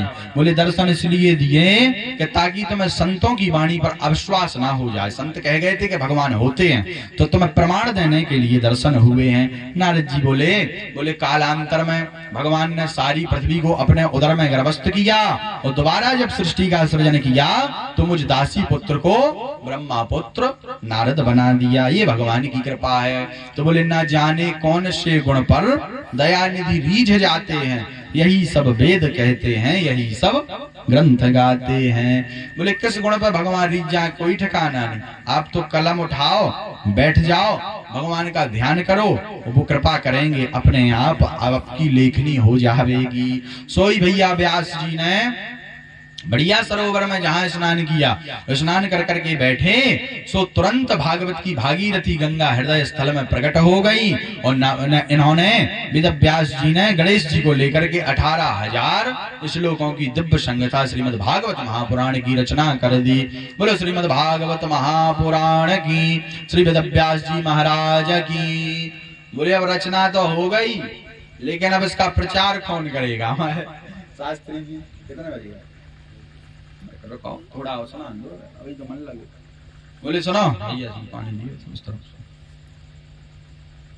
बोले अब भागवत की रचना तो हो गई, लेकिन इसका प्रचार कौन करेगा? तब तक वेदव्यास जी महाराज को अपने पुत्र की ध्यान आई। कौन सा पुत्र?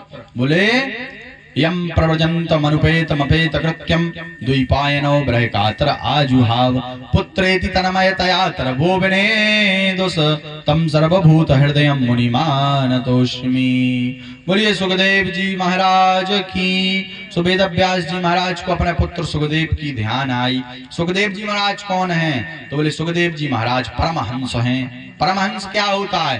तो बोले सुखम चा दुखम चा भवा भवौ चा लाभा लाभौ जया जयौ बोले जो सुख में दुख में समान होता है वही परमहंस है। ना काहू से दोस्ती ना काहू से बैर।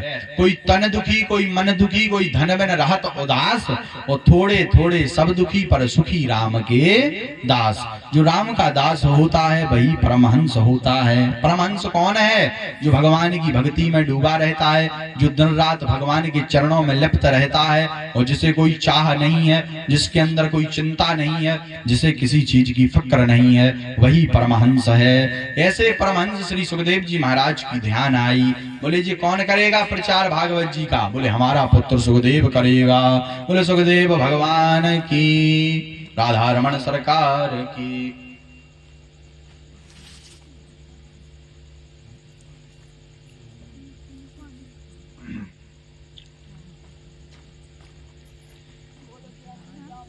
बोलिए वृंदावन बिहारी लाल की। तो सुखदेव जी कौन है? परमहंस। अच्छा, सुखदेव जी का जन्म कैसे हुआ? तो आगे सुखदेव जी महाराज की जन्म की कथा है, सुनो। एक बार कैलाश पर्वत पर भूत भावन महादेव और माता पार्वती दोनों विराजमान थे। तभी नारद जी आ गए। श्रीमन नारायण नारायण नारायण भजमन नारायण नारायण नारायण, श्रीमन नारायण नारायण नारायण नारायण नारायण करते हुए जहाँ नारद जी आए, सो भोले बाबा तो समाधिस्थ थे, समाधि में थे। पार्वती मैया जागृत अवस्था में थी। सो पार्वती मैया से बोले मैया सीताराम। पार्वती जी बोली सीताराम रिसीवर सीताराम आओ। बोले मैया क्या कर हो रहा है? बोले बैठी हैं। तो बोले देखो भोले बाबा आपको मानते हैं। बोले मानते हैं। तुम भी भोले बाबा को मानती हो? बिल्कुल मानते हैं, लेकिन अभी तुम्हें भोले बाबा के सभी रहस्यों का पता नहीं होगा। पार्वती जी बोली बोले नारद जी हम तुमको जानते हैं, तुम्हारा दोनों लोगों में लड़ाई फंसाने का पुराना काम है। तुम दोनों लोगों में पति पत्नी में लड़ाई फंसा देते हो, फिर बढ़िया मजे लेते हो। ये तुम्हारा पुराना काम है, हम तुम्हें जानते हैं। ज्यादा हमारे पास बातें ना बनाओ। नारद जी बोले मैया हम बातें ना बना रहे, सुनो। बोले क्या आपको पता है कि भोले बाबा जो गले में मुंडों की माला पहनते हैं वो मुंड किसके हैं? पार्वती जी बोली नहीं पता है बेटा। तो बोले क्या आपको ये पता है कि भोले बाबा अपने तन पर जो भभूति रमाते हैं वो भभूति किसकी है? बोले बेटा ये भी पता नहीं। तो बोले फिर तो आपको ये भी पता नहीं होगा कि भोले बाबा का पहले भी ब्याह हो चुका है। सोई पार्वती मैया को आगी लग गई। पत्नी कोई भी हो, जहाँ सौतन की बात आती है सोई आग बबूली हो जाती है। बोले हमें तो ये भी पता नहीं है, बताओ हमारी सौतन कहाँ रहती है? नारद जी बोले हमें तो पता नहीं है, भोले बाबा से पूछो, अपन तो चले। श्रीमन नारायण नारायण करते हुए नारद जी तो खिसक गए, आगी लगा गए। जहाँ भोले बाबा जगे सो बोले सीताराम सीताराम। देवी जी सीताराम, हाथ जोड़ गए। पार्वती मैया बोली हमारी सौतन से करो सीताराम। भोले बाबा बोले क्या हुआ देवी जी? आज तो ना उठते ही राम राम न प्रणाम न सीताराम, थे बाण पे बाण। कहूँ नारद जी तो नया आए थे? तो पार्वती मैया थोड़ा सुहा में सर हिला के बोली बोली हव आए तो थे। तो भोले बाबा बोले तो कुशल है कि बातों में काम चल रहा, वरना जहाँ जहाँ जी मुनि जी गए सीधे लट्ठे ही उठवाऊ। बोले वृंदावन बिहारी लाल की। सो बोले देखो महाराज 3 प्रश्न है खतरनाक। बोले पूछो। बोले पहला प्रश्न है कि ये मुंडों की माला किसकी है? जो जी आप मुंडों की माला पहने हो जी किसके मुंड हैं? बोले अच्छा। दूसरा और प्रश्न पूछो। बोले दूसरा प्रश्न ये है कि ये भभूति जो तन पे रमाते हो ये भभूति किसकी है? बोले हाँ। तीसरा प्रश्न, बोले क्या आपका पहले भी विवाह हो चुका? शंकर जी बोले बहुत बढ़िया। शंकर जी बोले पहले प्रश्न का उत्तर सुनो। बोले ये मुंडों की माला किसकी है? तो बोले जी आप ही के मुंडों की माला है। हमारे मुंडों की महाराज? बोले हाँ। बोले जब जब आप जन्म लेती हो और फिर जन्म लेकर के जब आप मृत्यु को प्राप्त होती हो सो हम आपके मुंड को उठा करके सबको जलने के पश्चात जब आपका सब जल जाता है सो उस मुंड की माला बना करके गले में धारण कर लेते हैं। तो बोले जितने ये मुंड पहने उतनी बार आप मर चुकी। पार्वती जी बोली हमारे मुंडा जी महाराज? बोली हाँ। बोले भभूति किसकी रमाते हो?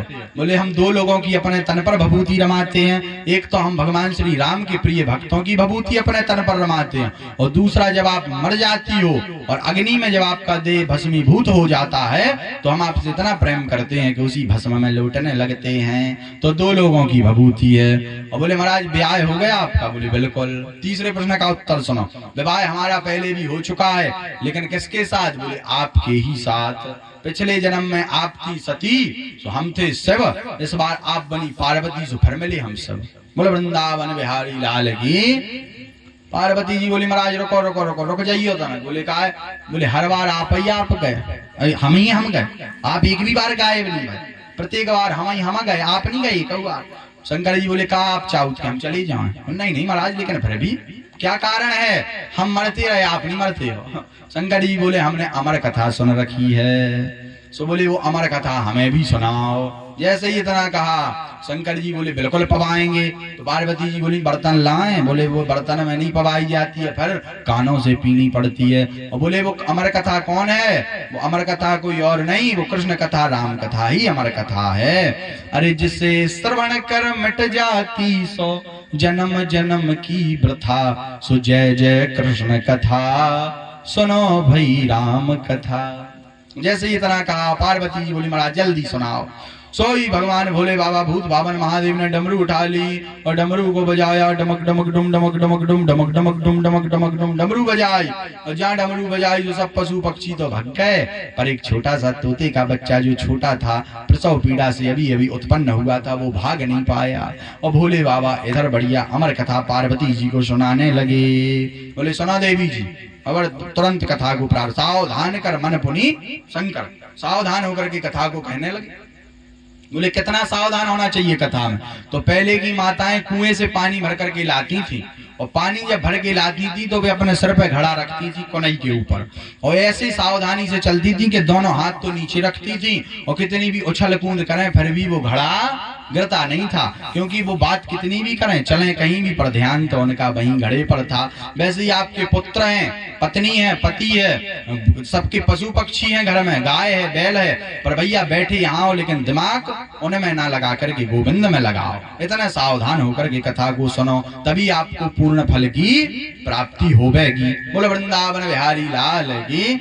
तो यहाँ शंकर जी जहाँ अमर कथा सुनाने लगे, सो अमर कथा उस तोते के बच्चे के कान में पड़ी, सो तोता का बच्चा बुद्ध प्रबुद्ध हो गया और उसको चेतना जागृत हो गई और वेद वेदांत निष्ठ हो गया। अब कथा सुनाते सुनाते पार्वती जी तो सो गई, जैसे ये चाची होंगे आ रही।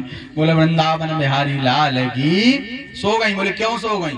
बोले कथा होत के बीच में पाप उठे अकुलाएं, या सोवे या लड़ पड़े या उठके भाग जाएं। कथा होते समय हमारे अंदर के जो पाप बैठे रहते हैं वो अकुलाने लगते हैं कि कहीं हमें इसका हाउस खाली ना करना पड़ जाए। सो या तो वो बच्चा अब वो आदमी को सुला देता है वो पाप, या भगा देता है, या यहीं आपस में लड़ा देता है। बोले वृंदावन बिहारी लाल की। पार्वती जी तो सो गई, पर तोते के बच्चे ने ध्यान से देखा कि मैया तो सो गई और भोले बाबा कथा सुना रहे, और कहूँ हमने जवाब दे वो बंद कर दो, सो भैया भोले बाबा कथा सुनाना बंद कर देंगे। अब जवाब देना जैसे उन्हें जवाब मिलना बंद होगा, सो कथा बंद कर देंगे कि पार्वती सो गई। सो तोते के बच्चे ने सोचा कि हमें जवाब देना चाहिए, सो वो जवाब देने लगा ताकि कथाकार का मन लगा रहे। पहले अपने घर पे किस्साएं सुनाते बब्बा, और बब्बा बैठ गए, सब नाती पंती बैठ गए, कथा सुन किस्सा सुना रहे, सो अपन कहते हैं हाँ सुनाओ। अब आजकल जो टीवी आ गई सो भी किस्सा ही खत्म हो गई। अभी बब्बा ने सुना वो बंद कर दो, पहले आई या टीवी सो ही ना बिगाड़ो। अब आ गो जो मूवी आएगा दिन भर लगो आदमी वज्जा सरकार रीला ही लगो देख रहे, कछु काम नहीं है। पहले जब प्रातः काल उठते थे सो प्रातः काल उठ के रघुनाथा, माता पिता गुरु ना वही माथा। पहले पढ़ाते थे हमारे बब्बर रामायण में कि प्रातः काल उठ करके माता पिता की चरण वंदन करो, पृथ्वी मैया को की चरण वंदन करो, प्रातः काल उठ करके गुरु जी को प्रणाम करो, अपने हथेलियों की दर्शन करो, कराग्रे वस्ते लक्ष्मी, करमध्ये सरस्वती, करमूले तू गोविंदम, प्रभाते कर दर्शनम। पर आजकल तो जब जी सुबह से उठा सो पहले मोबाइल चेक करा, रात में हमने जो स्टोरी लगाई थी कितने जनन ने देखी और कितने लोगों ने लाइक करो। बोले वृंदावन बिहारी लाल की। पहले बिगाड़ो टीवी ने, आजकल ही मोबाइल ने बिगाड़ दो। अब तुम नहीं देख रहे कि बीच में हमने स्टैंड पर फंसा है, तो जब ब्यास जी हम खुद अपनी कह रहे जी खुद फंसा है ब्यास जी, तो जनता का सीख है।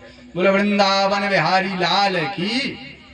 मोबाइल चलाना बुरी बात नहीं है, पर उसका सदुपयोग करो। हम अगर यहाँ लगाए हैं तो अपनी कथा रिकॉर्ड कर रहे हैं, कुछ गलत थोड़ी कर रहा है। अब जे लोग आउ सुदन में तो लगा दे ढिंचू फलाना बदनाम हुआ ढकाने के लिए, अब तुम्हें यहाँ कथा में लगा भी रहे, सुखा लगा रहे। अच्छे बढ़िया राधा रानी के भजन लगाओ, कथा हो रही भागवत जी की, हनुमान जी महाराज की कथा लगा दो, किसी के बढ़िया राम जी के भजन लगा दो, तुम लगाओ यहाँ फलाना बदनाम हुआ ठिकाने के लिए। हम तो लेटे लेटे सुन रहे थे, हमने अपने शास्त्री जी से कही, हमने कहा जजमान जी को रोकना पड़ेगा यार, नहीं तो गांव के हमें करे यहाँ के कैसो पंडित आओ फिल्मी गाना लगवाओ। बोले वृंदावन बिहारी लाल की, राधा रमण सरकार की। हाँ महाराज बदनाम हो रहे फालतू, और महाराज को पता ही नहीं है, महाराज तो पड़े अपने सो रहे रात भर की जगह, 1 बजे भोजन पाके प्रसादी पाके महाराज तो सो रहे, लेकिन जजमान आए सुझे इनने सोची का कुछ अच्छा लगाओ, सो इनके लाने तो अच्छा वही है, मैंने ढुंचुक लगा दो। अब हमारे यहाँ खुली सो हमने इनसे कही, हमने कहा भैया नंबर है कभी जन को, बोले हमारे पास नहीं है। हमने कहा भाई मिले तो रोक दियो, कहिए जी ना लगाओ यार तुम्हारी जय हो, या 4 दिन और हैं, नहीं तो जनता सरी टमाटर मार फेंक के मारे हमने कि पंडित जी तुम कैसे है आए जी गाना लगवा रहे। बोलिए वृंदावन बिहारी लाल की, राधा रमण सरकार की। तो आजकल किसने बिगाड़ दो, मोबाइल फोन में जन हमारा लगो आदमी बते आवे हेलो, और अच्छा पूरी बात हो गई तो भी और अच्छा बात खत्म हो गई, कोई है ही नहीं काम, सो तो भी और, अब जी और क्या है। सो भैया जी मोबाइल ने आजकल लोगों को बर्बाद कर दिया। सो पार्वती जी इधर सोई और उधर तोते के बच्चे ने जवाब देना प्रारंभ किया और इधर ये कथा सुनाना चालू किया इन्होंने शंकर भगवान ने। जहाँ पूरी कथा हुई तब तक पार्वती जी जगी। सो भोले बाबा बोले क्यों देवी जी बताओ कथा सुन ली? पार्वती जी बोली महाराज यहाँ सुन ली। अब जी उन्होंने सोचा कि इसके बाद का तो हमें पता ही नहीं है, और अगर हमने पूछा सो भोले बाबा समझ गए कि जी सो गई थी, सो हमें डांटेंगे। सो पार्वती जी से भोले बाबा बोले हाँ तो सुनाओ कहाँ तक सुनी कथा तुमने? सो ही पार्वती जी सुनाने लगी जहाँ तक सुनी थी उतन तक तो अच्छी सुनाई, और जहाँ से सो गई थी सोई बानपुर चकोरन की रस्तन घूमन लगी। सो ही शंकर जी समझ गए कि देवी जी तुम सो गई थी, पर जवाब किसने दिया? तब तक नजर पड़ी उस तोते पर, अरे तूने हमारी कथा को चोरी से सुन लिया। सोई त्रिशूल उठा करके भूत भावन महादेव मारने के लिए दौड़ पड़े। अब तोता आगे आगे, भूत भावन महादेव पाछे पाछे। बोले हम तुझे मार देंगे, रुक जा। अब भागते भागते तोते के बच्चे ने एक जगह देखा कि वेद व्यास जी महाराज की पत्नी धान फटक रही थी, और धान फटकते फटकते जहां उनको जमहाई आई उवासी, सोई वो तोते का बच्चा मुख से प्रवेश करके उनके गर्भ में चला गया। गर्भ में गया, भोले बाबा आए, सो वेद व्यास जी के किवाड़ खटखटाए। बोले खोलो, कौन है अंदर? व्यास जी आए, बोले महाराज बताओ क्या काम है? बोले तुम्हारे घर में हमारा चोर घुस गया है। कौन? बोले तोता। क्या चोरी करी? हमारी कथा चुरा ली। कौन सी कथा? बोले अमर कथा। क्या करोगे? बोले त्रिशूल मार करके उसका वध करेंगे। बोले अमर कथा का प्रभाव क्या है? बोले जो उसे सुन लेता है वो मरता नहीं है। सोई वेद व्यास जी बोले ले। बोले तुम भोले के भोले ही रहे। बोले क्यों? बोले अमर कथा सुन ली तो तुम कैसे मार दोगे? वो भोले बाबा को प्रध्यान आया, बोले अब नहीं मार सकते। सो भोले बाबा वापस चले गए।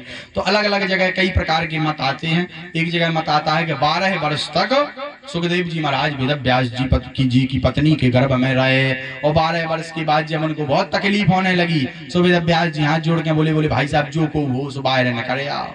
बोले पिताजी अंदर से आवाज आई, हम नहीं आएंगे। बोले क्यों? बोले जैसे ही हम बाहर आएंगे सो आप हमें संसार सागर में पाड़ दोगे, इसी में हमें फंसा दोगे, उलझा दोगे और हमारा ब्याह करवा दोगे, शादी करवा। बोले भैया ना उलझाएं, तुम बाहर तो न करो, हमारे देवी जी के प्राण बचे।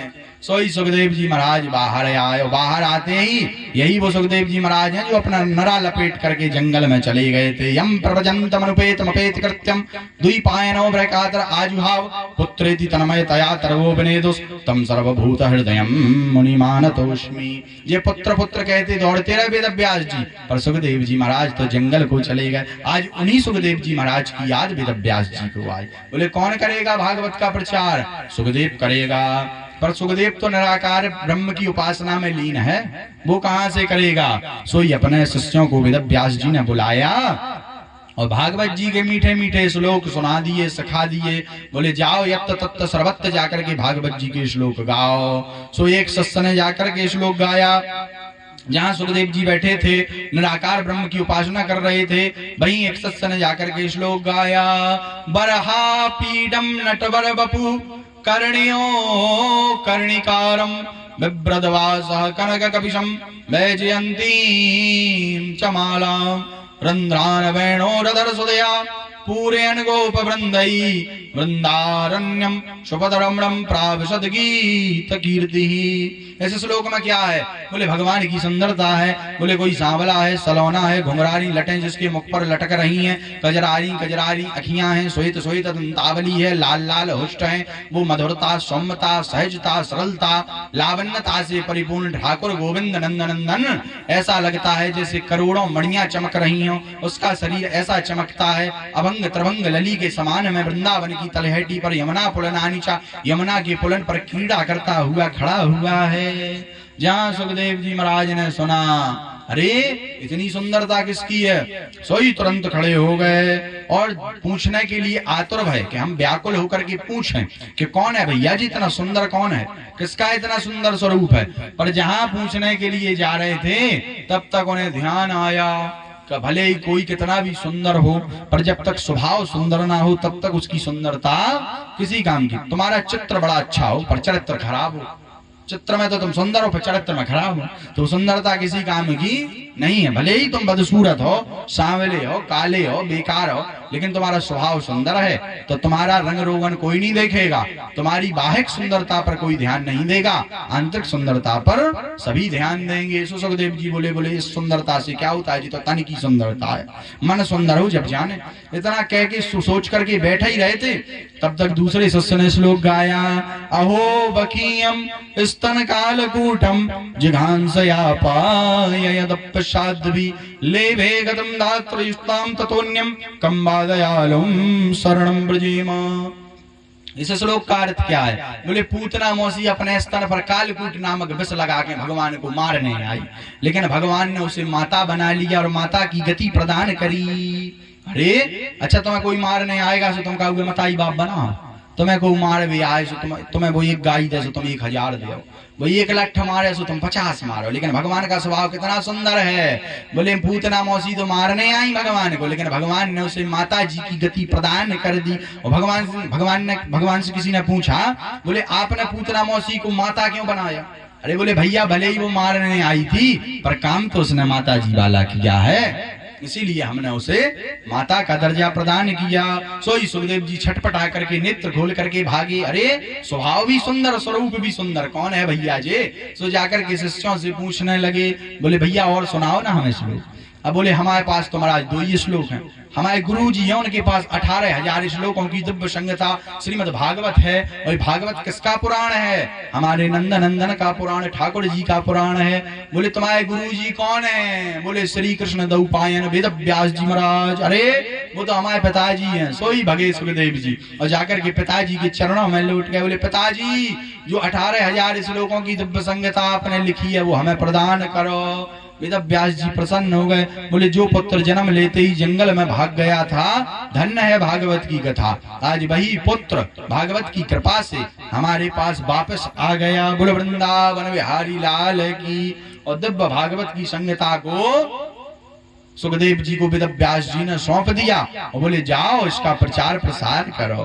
बोले वृंदावन बिहारी लाल की। बार बार देखा है क्या बज रहा है?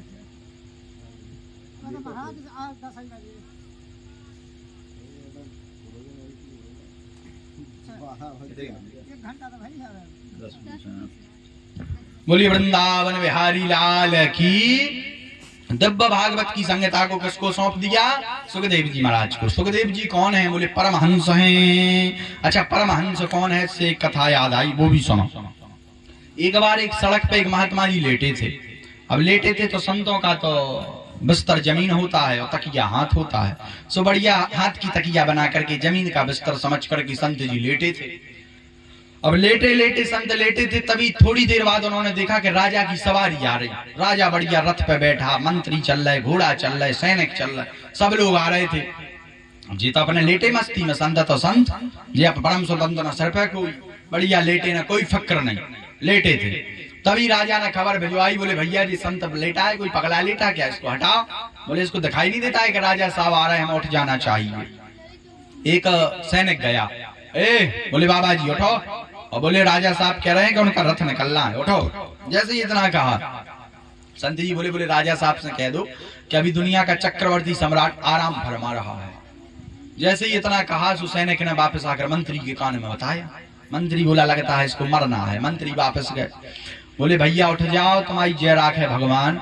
बोले नहीं तो राजा साहब का क्रोध बहुत खतरनाक है, वो तुम्हें मार देंगे। जैसे इतना कहा संत जी बोले जाओ जाके राजा साहब से कह दो कि दुनिया का चक्रवर्ती सम्राट आराम फरमा रहा है। राजा के कान तक उड़ती उड़ती बात आई, बोले वो तो उठा ही नहीं रहा, कोई मूड़ी व्यक्ति है। राजा ने सोचा यार चल करके देखना चाहिए कौन है। राजा उतरे रथ पर से, पास गए, बोले का है भैया संत जी, तुम्हें जान प्यारी नहीं है क्या? बोले उठ जाओ हमें निकलना है। संत जी बोले देखो अगर मारना होगा भगवान को तो हम उठ जाएं तो मर जाएंगे, नहीं मारना होगा तो तुम करोड़ों सम्राट आ जाएं तो भी हमारा बाल बांका नहीं कर सकते। क्यों? अरे बोले मारने वाला है भगवान, बचाने वाला है भगवान। कौन मारता है? बोले भगवान ही मारता है, भगवान ही बचाता है। संत जी बोले भैया उठ जाओ, रास्ता छोड़ दो। बोले ठीक है हम छोड़ देंगे, लेकिन पहले ये बताओ तुम जा कहाँ रहे? बोले हम सामने वाले राज्य पर आक्रमण करने जा रहे, लड़ने जा रहे हैं। अच्छा फिर क्या करोगे? बोले हम उस राज्य को जीत जाएंगे, फिर दूसरे राज्य पर आक्रमण करेंगे, फिर उसको जीत जाएंगे, फिर क्या करोगे? बोले धीरे धीरे हम सारे राज्यों को जीत जाएंगे। बोले फिर क्या करोगे? बोले फिर चारों तरफ हमारे नाम का डंका बजेगा। फिर क्या करोगे? चारों दिशाओं में हमारे नाम की जय जय जय जयकार होगी। फिर क्या करोगे? हम सम्राट से चक्रवर्ती सम्राट बन जाएंगे। फिर क्या करोगे? अरे सारा राज्य हमारे अधीन हो जाएगा, सारा संसार हमारे अधीन हो जाएगा, सारे राजा हमारे हुक्म पर चलेंगे। अरे बोले फिर क्या करोगे? बोले फिर क्या है, फिर तो स्वतंत्रता पूर्वक संतुष्टि की मीठी नींद सोएंगे। सो संत जी ने एक सपाटा मारो, कान के बीच आओ और रेपटा खींच करके बोले जो तुम इतना सब कुछ करने के बाद भी सोओगे तो हम अभी क्या कर रहे, सोई तो रहे, तो तुम चक्रवर्ती सम्राट हो गए हम। बोले जरूरी थोड़ी है कि जिस राज्य पर तुम चढ़ाई करने जा रहे उससे तुम जीत जाओ। हो सकता है कि कोई राजा तुमसे बड़ा तगड़ा निकले और वो तुम्हें मार दे, फिर तो तुम्हारे सपने धरे की धरे रह जाएंगे। तो कहने का तात्पर्य है कमाओ, कमाना चाहिए, पैसा अर्जित करना चाहिए, अपने परिवार में खुशियां लानी चाहिए, लेकिन किसी को मार करके, किसी के साथ बेईमानी करके, किसी के साथ गलत करके तुम धन कमाओ तो वो धन किसी काम का नहीं है। बोलो वृंदावन बिहारी लाल की। क्योंकि रखो तो सब ही रहना, कितने को करत रहो धन धन धन धन धन, और जब मर जाने से वो तुम्हारा जो मृत्यु को कार्ड छपने ऊपर लिख जाने फलाने फलाने को होगा निधन। सो पहले धन धन धन और बाद में हो जाने निधन। अच्छा मृत्यु के कार्ड से ध्यान आएगी। बोले आजकल हमारे बगल में चोर चक्का तो वो मरो उसू के लड़का ने बढ़िया कार्ड छपवा, उसू पे लिखो तो फलाने फलाने जो स्वर्गवासी हो गए। हमने कहा जब जी नंबर 1 के डाकू पापी अत्याचारी जब जी स्वर्ग जा सका तो फिर नरक तो हम दोनों जाएंगे। जब जे स्वर्ग जा सकते हैं तो फिर नरक कौन जाएगा? तो फिर हम ये नरक। जब 1 नंबर को पापी स्वर्ग जा सका तो पहले लिखवा दी फलाने फलाने जो स्वर्गवासी हो गए, चाहे भलाई जिंदगी भर नरक वाले काम करे हो, लेकिन जे भी स्वर्ग ही। बोले वृंदावन बिहारी लाल की, राधा रमण सरकार की। आगे परीक्षित जी के जन्म की कथा आई, वो सुना के आज की वार्ता करेंगे। राम आज समय तो लेट लती जो मिला तराव 1-2 घंटा। हम तो आके बैठ गए थे भैया समय से, हम तो हैं अपने टाइम के पक्के। हमारी तो घड़ी ने जैसी कहा कि इतना समय हो गया सोमा के यहाँ बैठ जाते। अब ये लोग लगे रहे थे इसे मिलाने, पहले से मिलवा लिया करो कल से ताकि समय से कथा हो जाए। बोलो वृंदावन बिहारी लाल की। आगे परीक्षित जी के जन्म की कथा आई। जब महाभारत का युद्ध हो गया और महाभारत का युद्ध हुआ सो कौरवों की पराजय हो गई और पांडव विजय श्री को प्राप्त हुए। जहां विजय श्री को प्राप्त हुए और भीम की गदा ने भैया दुर्योधन की जंगा को विदीर्ण कर दिया, तोड़ दिया। रणभूमि में कुरुक्षेत्र में दुर्योधन कराहता हुआ, रोता हुआ, बिलखता हुआ पड़ा है। कई गिद्ध आकर के दुर्योधन की देह को नोचने का प्रयास करते हैं, खाने का प्रयास करते हैं। दुर्योधन हाँकते हाँकते उन गिद्धों को अत्यंत संतृप्त हो रहा है। तभी कहीं से लुकता छिपता अश्वत्थामा दुर्योधन के पास आया। बोले मित्र, हमने तुम्हारा वैभव देखा है, हमने तुम्हारी संपन्नता देखी है, हमने वो तुम्हारा यश देखा है, चारों दिशाओं में तुम्हारी तूतू चलती थी, लेकिन आज हमें तुम्हारा ये दुख देखकर कि बड़ा ही कष्ट हो रहा है। जैसे ही इतना अश्वत्थामा ने कहा दुर्योधन रोने लगा। अश्वत्थामा बोला मित्र बताओ मैं तुम्हारे लिए क्या कर सकता हूँ, तुम मुझे आदेश करो, क्या कर सकता हूँ मैं तुम्हारे लिए। जैसे ही इतना कहा दुर्योधन बोला जब बड़े बड़े योद्धा नहीं कर पाए, बड़े बड़े धनुर्धर नहीं कर पाए, बड़े बड़े बलशाली नहीं कर पाए तो तू अकेला भला क्या करेगा। जैसे इतना कहा अश्वत्थामा बोला फिर भी अपनी इच्छा व्यक्त करो, मैं मरते समय, तुम्हारे अंत समय में तुम्हारे लिए क्या कर सकता हूँ। तब दुर्योधन अत्यंत संतृप्त होकर के रोते हुए बोले मुझे एक ही बात का दुख है कि हम 100 भाई थे, एक नहीं बचा, पांडव 5 थे, एक नहीं मरा। अगर एक भी मर जाए ना तो मैं सुखपूर्वक मर पाऊंगा, मेरी मृत्यु समर जाएगी, मैं संतुष्टि से अपनी आत्मा को भगवत धाम ले जा सकूंगा, स्वर्ग ले जा सकूंगा, मैं वीर गति को प्रसन्नता पूर्वक प्राप्त हो जाऊंगा। जैसे इतना कहा अश्वत्थामा बोला मित्र तुम एक पांडव की बात करते हो, अगर मैं द्रोणाचार्य का पुत्र होऊंगा तो मैं 5 पांडवों की सर काट करके लाऊंगा। इतना कहा और बढ़िया दुर्योधन के लहू का अपने मस्तक पर तिलक लगाया अश्वत्थामा ने, और अश्वत्थामा चल दिया। जाते जाते अश्वत्थामा सोचने लगा, बोले पांडवों से सामने से तो जीतना बड़ा असंभव है, क्योंकि जब बड़े बड़े कर्ण हन जैसे दुर्योधन, भीष्म पितामह हन जैसे बड़े बड़े धनुर्धर, बड़े बड़े द्रोणाचार्य हन जैसे हमारे गुरु जैसे, हमारे पिताजी श्री जैसे बड़े बड़े धनुर्धर जब जीत नहीं पाए तो मैं भला अकेला कैसे जीत पाऊंगा। इतना सोचता हुआ जा ही रहा था, तब तक उसको ख्याल आया कि क्यों ना मैं उल्लू का न्यास विधि अपनाऊं। उल्लू ने आए कैसा, बोले रात में कौओं को दिखता नहीं है, उल्लू को दिखता है। सो रात्रि में सोते हुए कौओं पर उल्लुओं ने आक्रमण कर दिया और सारे कौए मारे गए, उल्लू जीत गए। इसने सोचा क्यों ना रात्रि में सोते हुए पांडवों के सर काट दिए जावे। इतना सोच करके जी गया। और इधर भगवान तो सब जानते थे, अंतर्यामी थे। पांडवों से बोले आज विजय श्री की रात्रि है, आज कहीं महोत्सव होना चाहिए, आज कहीं उत्सव होना चाहिए, आज कहीं राग होना चाहिए, कहीं अनुराग होना चाहिए। भगवान इतना कह ही रहे थे। पांडव बोले देखो शर्मत हो गए, बहुत थक गए। बोले हमारी तो इच्छा है कि आज ना करें, कल करते हैं उत्सव। बोले नहीं नहीं नहीं, भगवान बोले आज ही होगा। और भगवान सबको शिविर से दूर ले गए, जंगल में महोत्सव मनाने लगे। पर जो यहाँ पर शिविर में जितने पांडव के 5 पुत्र थे वो पांडव जैसे दिखते थे, वो पांडवों की सैया पर लेट गए। अश्वत्थामा आया, उसे लगा के जी पांडव सो रहे हैं। सोते हुए पांडव के पुत्रों का 5 पुत्रों की सिर को काट करके अश्वत्थामा ले गया। और दुर्योधन के पास जाकर के बोला मित्र देखो तुम एक पांडव की बात कर रहे थे, हम 5 पांडवों की सिर काट करके लाए हैं।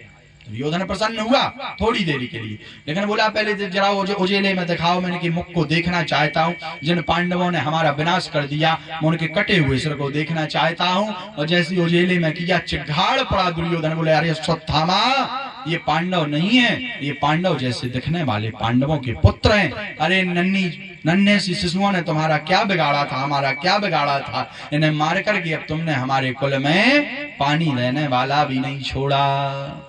इतना कह करके दुर्योधन का प्राणांत हो गया। और जहां अश्वत्थामा ने सुना कि पांडव जीवित हैं, सो ये अश्वत्थामा भागा कि अब पांडव हमें नहीं छोड़ेंगे। इतना सोच करके भागा अश्वत्थामा। इधर प्रातः काल हुई तो द्रौपदी ने सोचा कि अभी तक पुत्र जगे नहीं है, और शिविर में जाकर के उसने विचार किया कि देखना चाहिए। और जाकर के जैसे ही देखा चिघाड़ पड़ी, द्रौपदी रोने लगी। जैसे ही रोने लगी तो पांडव आ गए, हमारे नंदन आ गए। देवी क्या हुआ? बोले महाराज हमारे पुत्रों को, सोते हुए पुत्रों को किसी ने मार दिया, किसी ने इनके गले को काट दिया। किसने? पता नहीं महाराज। जैसे इतना कहा सो अर्जुन ने गांडी उठा लिया और गांडी धनुष उठा करके प्रण किया कि अगर मैं क्षत्रिय होऊंगा, अगर मैं वास्तविक क्षत्रिय होऊंगा तो जब तक मैं अपने पुत्र के हत्यारे का वध नहीं कर दूंगा तब तक अन्न जल ग्रहण नहीं करूंगा। इतना विचार करके भगवान से बोले चलो। भगवान कृष्ण बोले कहा? बोले जहां ये दुष्ट पापी जिसने हमारे पुत्रों का वध किया है, जिसने ये क्रूरता की है, उसके पास चलो। केशव आप तो सब जानते हो, अंतर्यामी हो। भगवान रथ पर आरूढ़ हुए, अपने वाहन को सजाया, भगवान आरूढ़ हुए। अर्जुन ने अपने अस्त्र शस्त्र उठाए, गांडीव धनुष उठाया और अश्वत्थामा की तरफ संधान कर दिया। रथ को जाने लगे। जहां अश्वत्थामा ने देखा कि अर्जुन हमारी तरफ आ रहा है, सो अपनी सुरक्षा के लिए इसने ब्रह्मास्त्र का संधान किया। ब्रह्मास्त्र छोड़ा, जैसे ही छोड़ा अर्जुन घबराए। भगवान बोले तुम घबरा क्यों रहे? तुम्हें भी ब्रह्मास्त्र चलाना आता है, तुम भी चलाओ। सो इधर से भैया अर्जुन ने ब्रह्मास्त्र चलाया, उधर से अश्वत्थामा ने चलाया। वेदव्यास जी ने देखा कि अगर दोनों ब्रह्मास्त्र टकराएंगे तो पृथ्वी का विनाश हो जाएगा। सोई वेदव्यास जी महाराज बीच में प्रकट भय, दोनों ब्रह्मास्त्रों को शांत किया। अर्जुन से बोले तुम अपना ब्रह्मास्त्र लौटा लो। अर्जुन ने लौटा लिया। अश्वत्थामा से कहा तुम लौटाओ। सो अश्वत्थामा बोला हमें लौटाने की विद्या नहीं आती, हम दिशा मोड़ सकते। उसने दिशा मोड़ी, इधर घसीटते हुए अश्वत्थामा को अर्जुन शिविर में लाए। अब भगवान ने तो कहा कि यहीं मार दो, बोले नहीं, जो द्रौपदी का अपराधी है उसी के सामने मारेंगे। और घसीटते हुए अश्वत्थामा को शिविर में लाए, बोले देवी ये रहा आपका अपराधी। द्रौपदी ने जहां देखा अश्वत्थामा, सो द्रौपदी को दया आ गई, बोले महाराज मत मारो। बोले क्यों? बोले इसके दो कारण हैं। क्या? एक तो ये ब्राह्मण का पुत्र है और ब्राह्मण को कभी मारना नहीं चाहिए ब्राह्मण, और दूसरा आपका गुरु पुत्र है, तो गुरु के कुल में जितने जन्म लेने वाले होते हैं वो सब गुरु के ही समान होते हैं।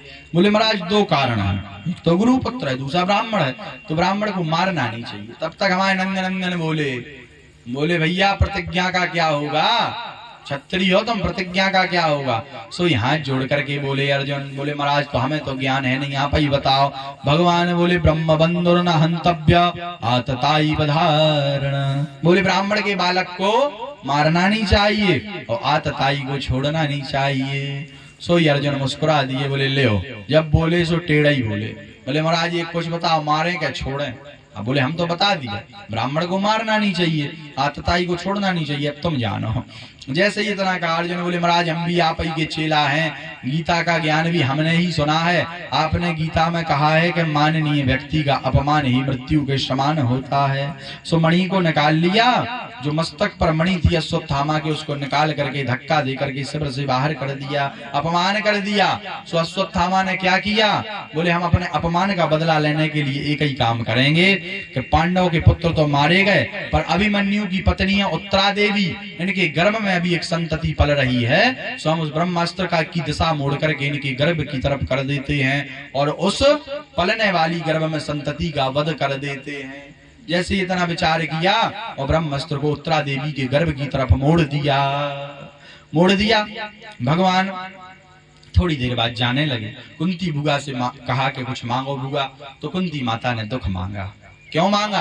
अरे बोले दुख में सुमिरन सब करें पर सुख में करे न कोई, और जो सुख में सुमिरन करे सो दुख काहे को होए। बोले गोविंद हमें तो दुख दो। बोले क्यों? बोले दुख में तुम्हारी याद बनी रहती है, तुम्हें हम याद करते रहते हैं, तुम्हारी खबर रहती है, सुख में तो भूल जाते भगवान को, दुख में ही भगवान की याद आती है।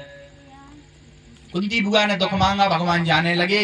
जहां जाने लगे रथ पर आरूढ़ होने लगे, तब तक आवाज आई पाही पाही महायोगन देव देव जगत पते, हे प्रभु हे गोविंद हमारी रक्षा करो, हमारी रक्षा करो। जहां इतना कहा भगवान ने मुड़ करके देखा, कौन? अरे ये तो अभिमन्यु की पत्नी उत्तरा देवी हैं। अभिमन्यु तो वीरगति को प्राप्त हो गए, ये भी सती होना चाहती थी पर ये गर्भवती थी, सो सती नहीं हो पाई। देखा देवी क्या दिक्कत है, क्या चिंता है, क्या कष्ट है? बोले महाराज हमारे गर्भ को कोई नष्ट करना चाहता है। कौन? पता नहीं महाराज। भगवान बोले देवी तुम हम में अपने पुत्र का भाव रखो। जहां पुत्र का भाव किया सोई भगवान ने अंगूठे बराबर रूप बनाया और उत्तरा देवी के गर्भ में प्रविष्ट हो गए, और प्रविष्ट होकर के सुदर्शन चक्र से ब्रह्मास्त्र को नष्ट कर दिया। बोले वृंदावन बिहारी लाल की। उत्तरा देवी विश्व की पहली ऐसी औरत है जिन्होंने भक्त और भगवान दोनों को अपने गर्भ में धारण किया था। किसने? उत्तरा देवी ने। बोले देखो बड़े बड़े भक्तों को तो जन्म कई माताओं ने दिया, सूरदास को दिया, रैदास को, तुलसीदास को, वाल्मीकि जी को, कबीर बाबा को, मीराबाई को, बड़े बड़े तुकाराम को, एकनाथ को, बड़े बड़े संतों को जन्म दिया। किसने? माताओं ने। गर्भ में रखा, अपनी कोख में रखा, पर उत्तरा देवी भारत की नहीं, विश्व की नहीं, तीनों लोगों तीनों कालों की 14 भवनों की प्रथम ऐसी नारी है जिन्होंने गर्भ में भगवान और भक्त दोनों को एक साथ रखा है। क्योंकि भगवान तो किसी के गर्भ में आते नहीं है। अगर गर्भ में आते होते भगवान का जन्म होता तो लिखते गोस्वामी जी भय जन्म कृपाला दीन दयाला कौशल्या हितकारी। पर गोस्वामी जी क्या लिख रहा है? अरे भय प्रगट कृपाला दीन दयाला कौशल्या हितकारी हर्षत महतारी मुनिवन हारी अद्भुत रूप विचारी। क्या लिखा? भय प्रगट कृपाला। भगवान का जन्म नहीं होता है, भगवान तो प्रकट होते हैं। भगवान ने रक्षा करी परीक्षित जी की गर्भ में, भगवान चले गए। कुछ समय बाद जब परीक्षित का जन्म हुआ, परीक्षित बड़े भय, सो परीक्षित को राज्य सौंप करके सारे पांडव भी हिमालय को चले गए। और परीक्षित का जब जन्म हुआ सो परीक्षित यत्त तत्त सर्वत्र देखने लगे। बोले जी कहाँ देख रहे? बोले जी देख रहे कि जिन्होंने गर्भ में हमारी सुरक्षा करी थी वो 4 हाथन वाले कहाँ गए? वो तो कहूँ दिखाई नहीं रहे। सो पहले इनका नाम था विष्णु रात, पर भैया जैसे ही यत्त तत्त सर्वत्र देखने लगे सो इनका नाम रख दिया परीक्षिता। बोलिए परीक्षित जी महाराज की। परीक्षित जी का जन्म हुआ। एक दिन परीक्षित जी शिकार खेलने के लिए गए। उन्होंने देखा कि काला काला पुरुष एक बैल गाय को मार रहा है। सोई तलवार निकाल लिए, दुष्ट जिस गौ माता के पीछे हमारे गोविंद भागे उसको तू कष्ट दे रहा है, मार रहा है, हम तुझे मार देंगे। सोई भैया वो काला काला पुरुष जाकर के परीक्षित जी के चरणों में लौट गया। त्राही माम सरकार, त्राही माम। बोले कौन हो तुम? बोले मैं कलजुग हूँ, कलजुग। बोले तुम हमारे राज्य में क्या कर रहे? बोले महाराज सरकार पूरी पृथ्वी यही आपकी है, राज्य आपको है, हम कहाँ जाएं? बोले हम तुम्हें कुछ स्थान दिए देते हैं, सुनो ध्यान से। कलयुग के स्थान। कौन से स्थान दिए परीक्षित जी ने? बोले धूतम पानम स्त्रियः सूना यत्रा धर्मश्चतुर्विधा। 4 स्थान है पहले। बोले जहाँ मदरा पान की जाती हो, दारू पी जात हो, बोले वहां जाकर के उस घर में तुम निवास करो जहाँ मदरा पान होती हो। बोले और? बोले जहाँ मांसाहार होता हो, मांस खाया जाता हो, उस घर में जाकर के कलयुग तुम निवास करो। तीसरा स्थान बोले जहाँ जुआ खेला जाता है ऐसे घर में जाकर के तुम निवास करो। जहाँ लंपट पुरुष और लंपट स्त्री रहती हो ऐसे घर में जाकर के कलयुग तुम निवास करो। कलयुग हाथ जोड़ के बोले जय हो सरकार। बोले हम गंदे हैं सो आपने गंदी जगह दी। बोले मकान कैसा भी हो पर एक बेड का ऐसा होना चाहिए जिसमें हम कोई रिश्तेदार आवे, कोई मेहमान आवे तो उसमें बिठा सकें, चाय पानी की खातिरदारी कर सकें। तो बोले कोई अच्छा स्थान तो दो। बोले ठीक है, पंचम स्थान स्वर्ण में स्थान दे दिया। बोले जाओ सोने में भी तुम्हारा निवास है। तो जितने भी जितने मताई बहने हरे जितने भी भैया आते बैठे कथा में कथा सुन रहे, सुन लो ध्यान से। सोने में है कलयुग को वास, कल कथा में आके सब चढ़ा जाइयो, हम सब 50 हैं। बोले वृंदावन बिहारी लाल की, क्योंकि हम बामों हम सब 50 जाते। आओ सोना तो चढ़ा जाने काल कथा में का सोने में है कलयुग को वास। नहीं हमें तो हम सब 50 जात, बामों आदमी सब 50 गया। अच्छे अच्छे हम पाप 50 जात, बड़े बड़े पाप आदमी बोले कछु भी आदमी पाप करे बस बोले बामन को खवा दू सो कट जे। तो जब हम बेपाप खा जाता आदमी की तो जो तो सोनो बोले वृंदावन बिहारी लाल की। भैया जी तो विनोद की बात है, हंसी की बात है। सब सोने में कलयुग का वास नहीं है। कौन से सोने में है?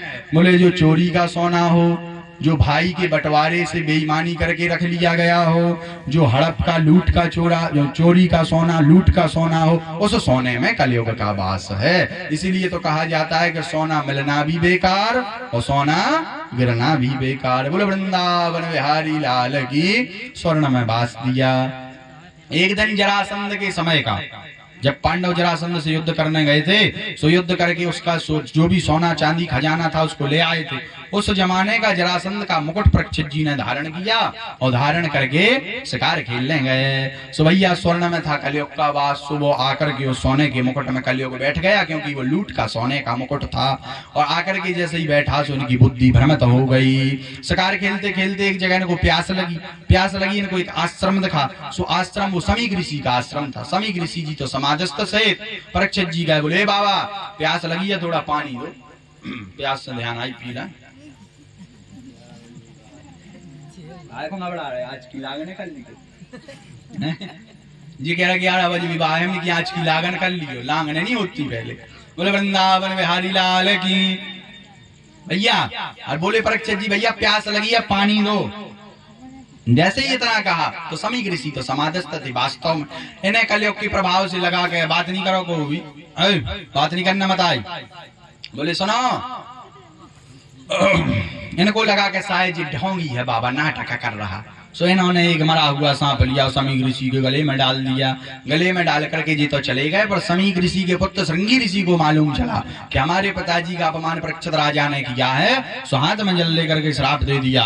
बोले जिसने भी हमारे पिता का अपमान किया है 7वें दिन तक्षक नामक नाग के काटने से उसकी मृत्यु हो जाएगी। बोले वृंदावन बिहारी लाल की। जैसे ही इतना कहा सो सोई यहाँ समीक ऋषि को पता लगा, बोले अरे बेटा जी तुमने बहुत गलत किया। समीक ऋषि तो सब जानते थे, अंतर्यामी थे, तीनों कालों का ज्ञान था, त्रिकालज्ञ थे। बोले राजा परीक्षित जी जैसा राजा आज तक कभी भूत भविष्य में भी नहीं हुआ, ना भविष्य में होगा, ना भूतो ना भविष्यते, भूतकाल में ना हुआ है, ना वर्तमान में है, ना भविष्य में होगा। बोले तुमने बहुत गलत किया है, तो कलयुग के प्रभाव के कारण उनकी बुद्धि भ्रमित हो गई थी बेटा।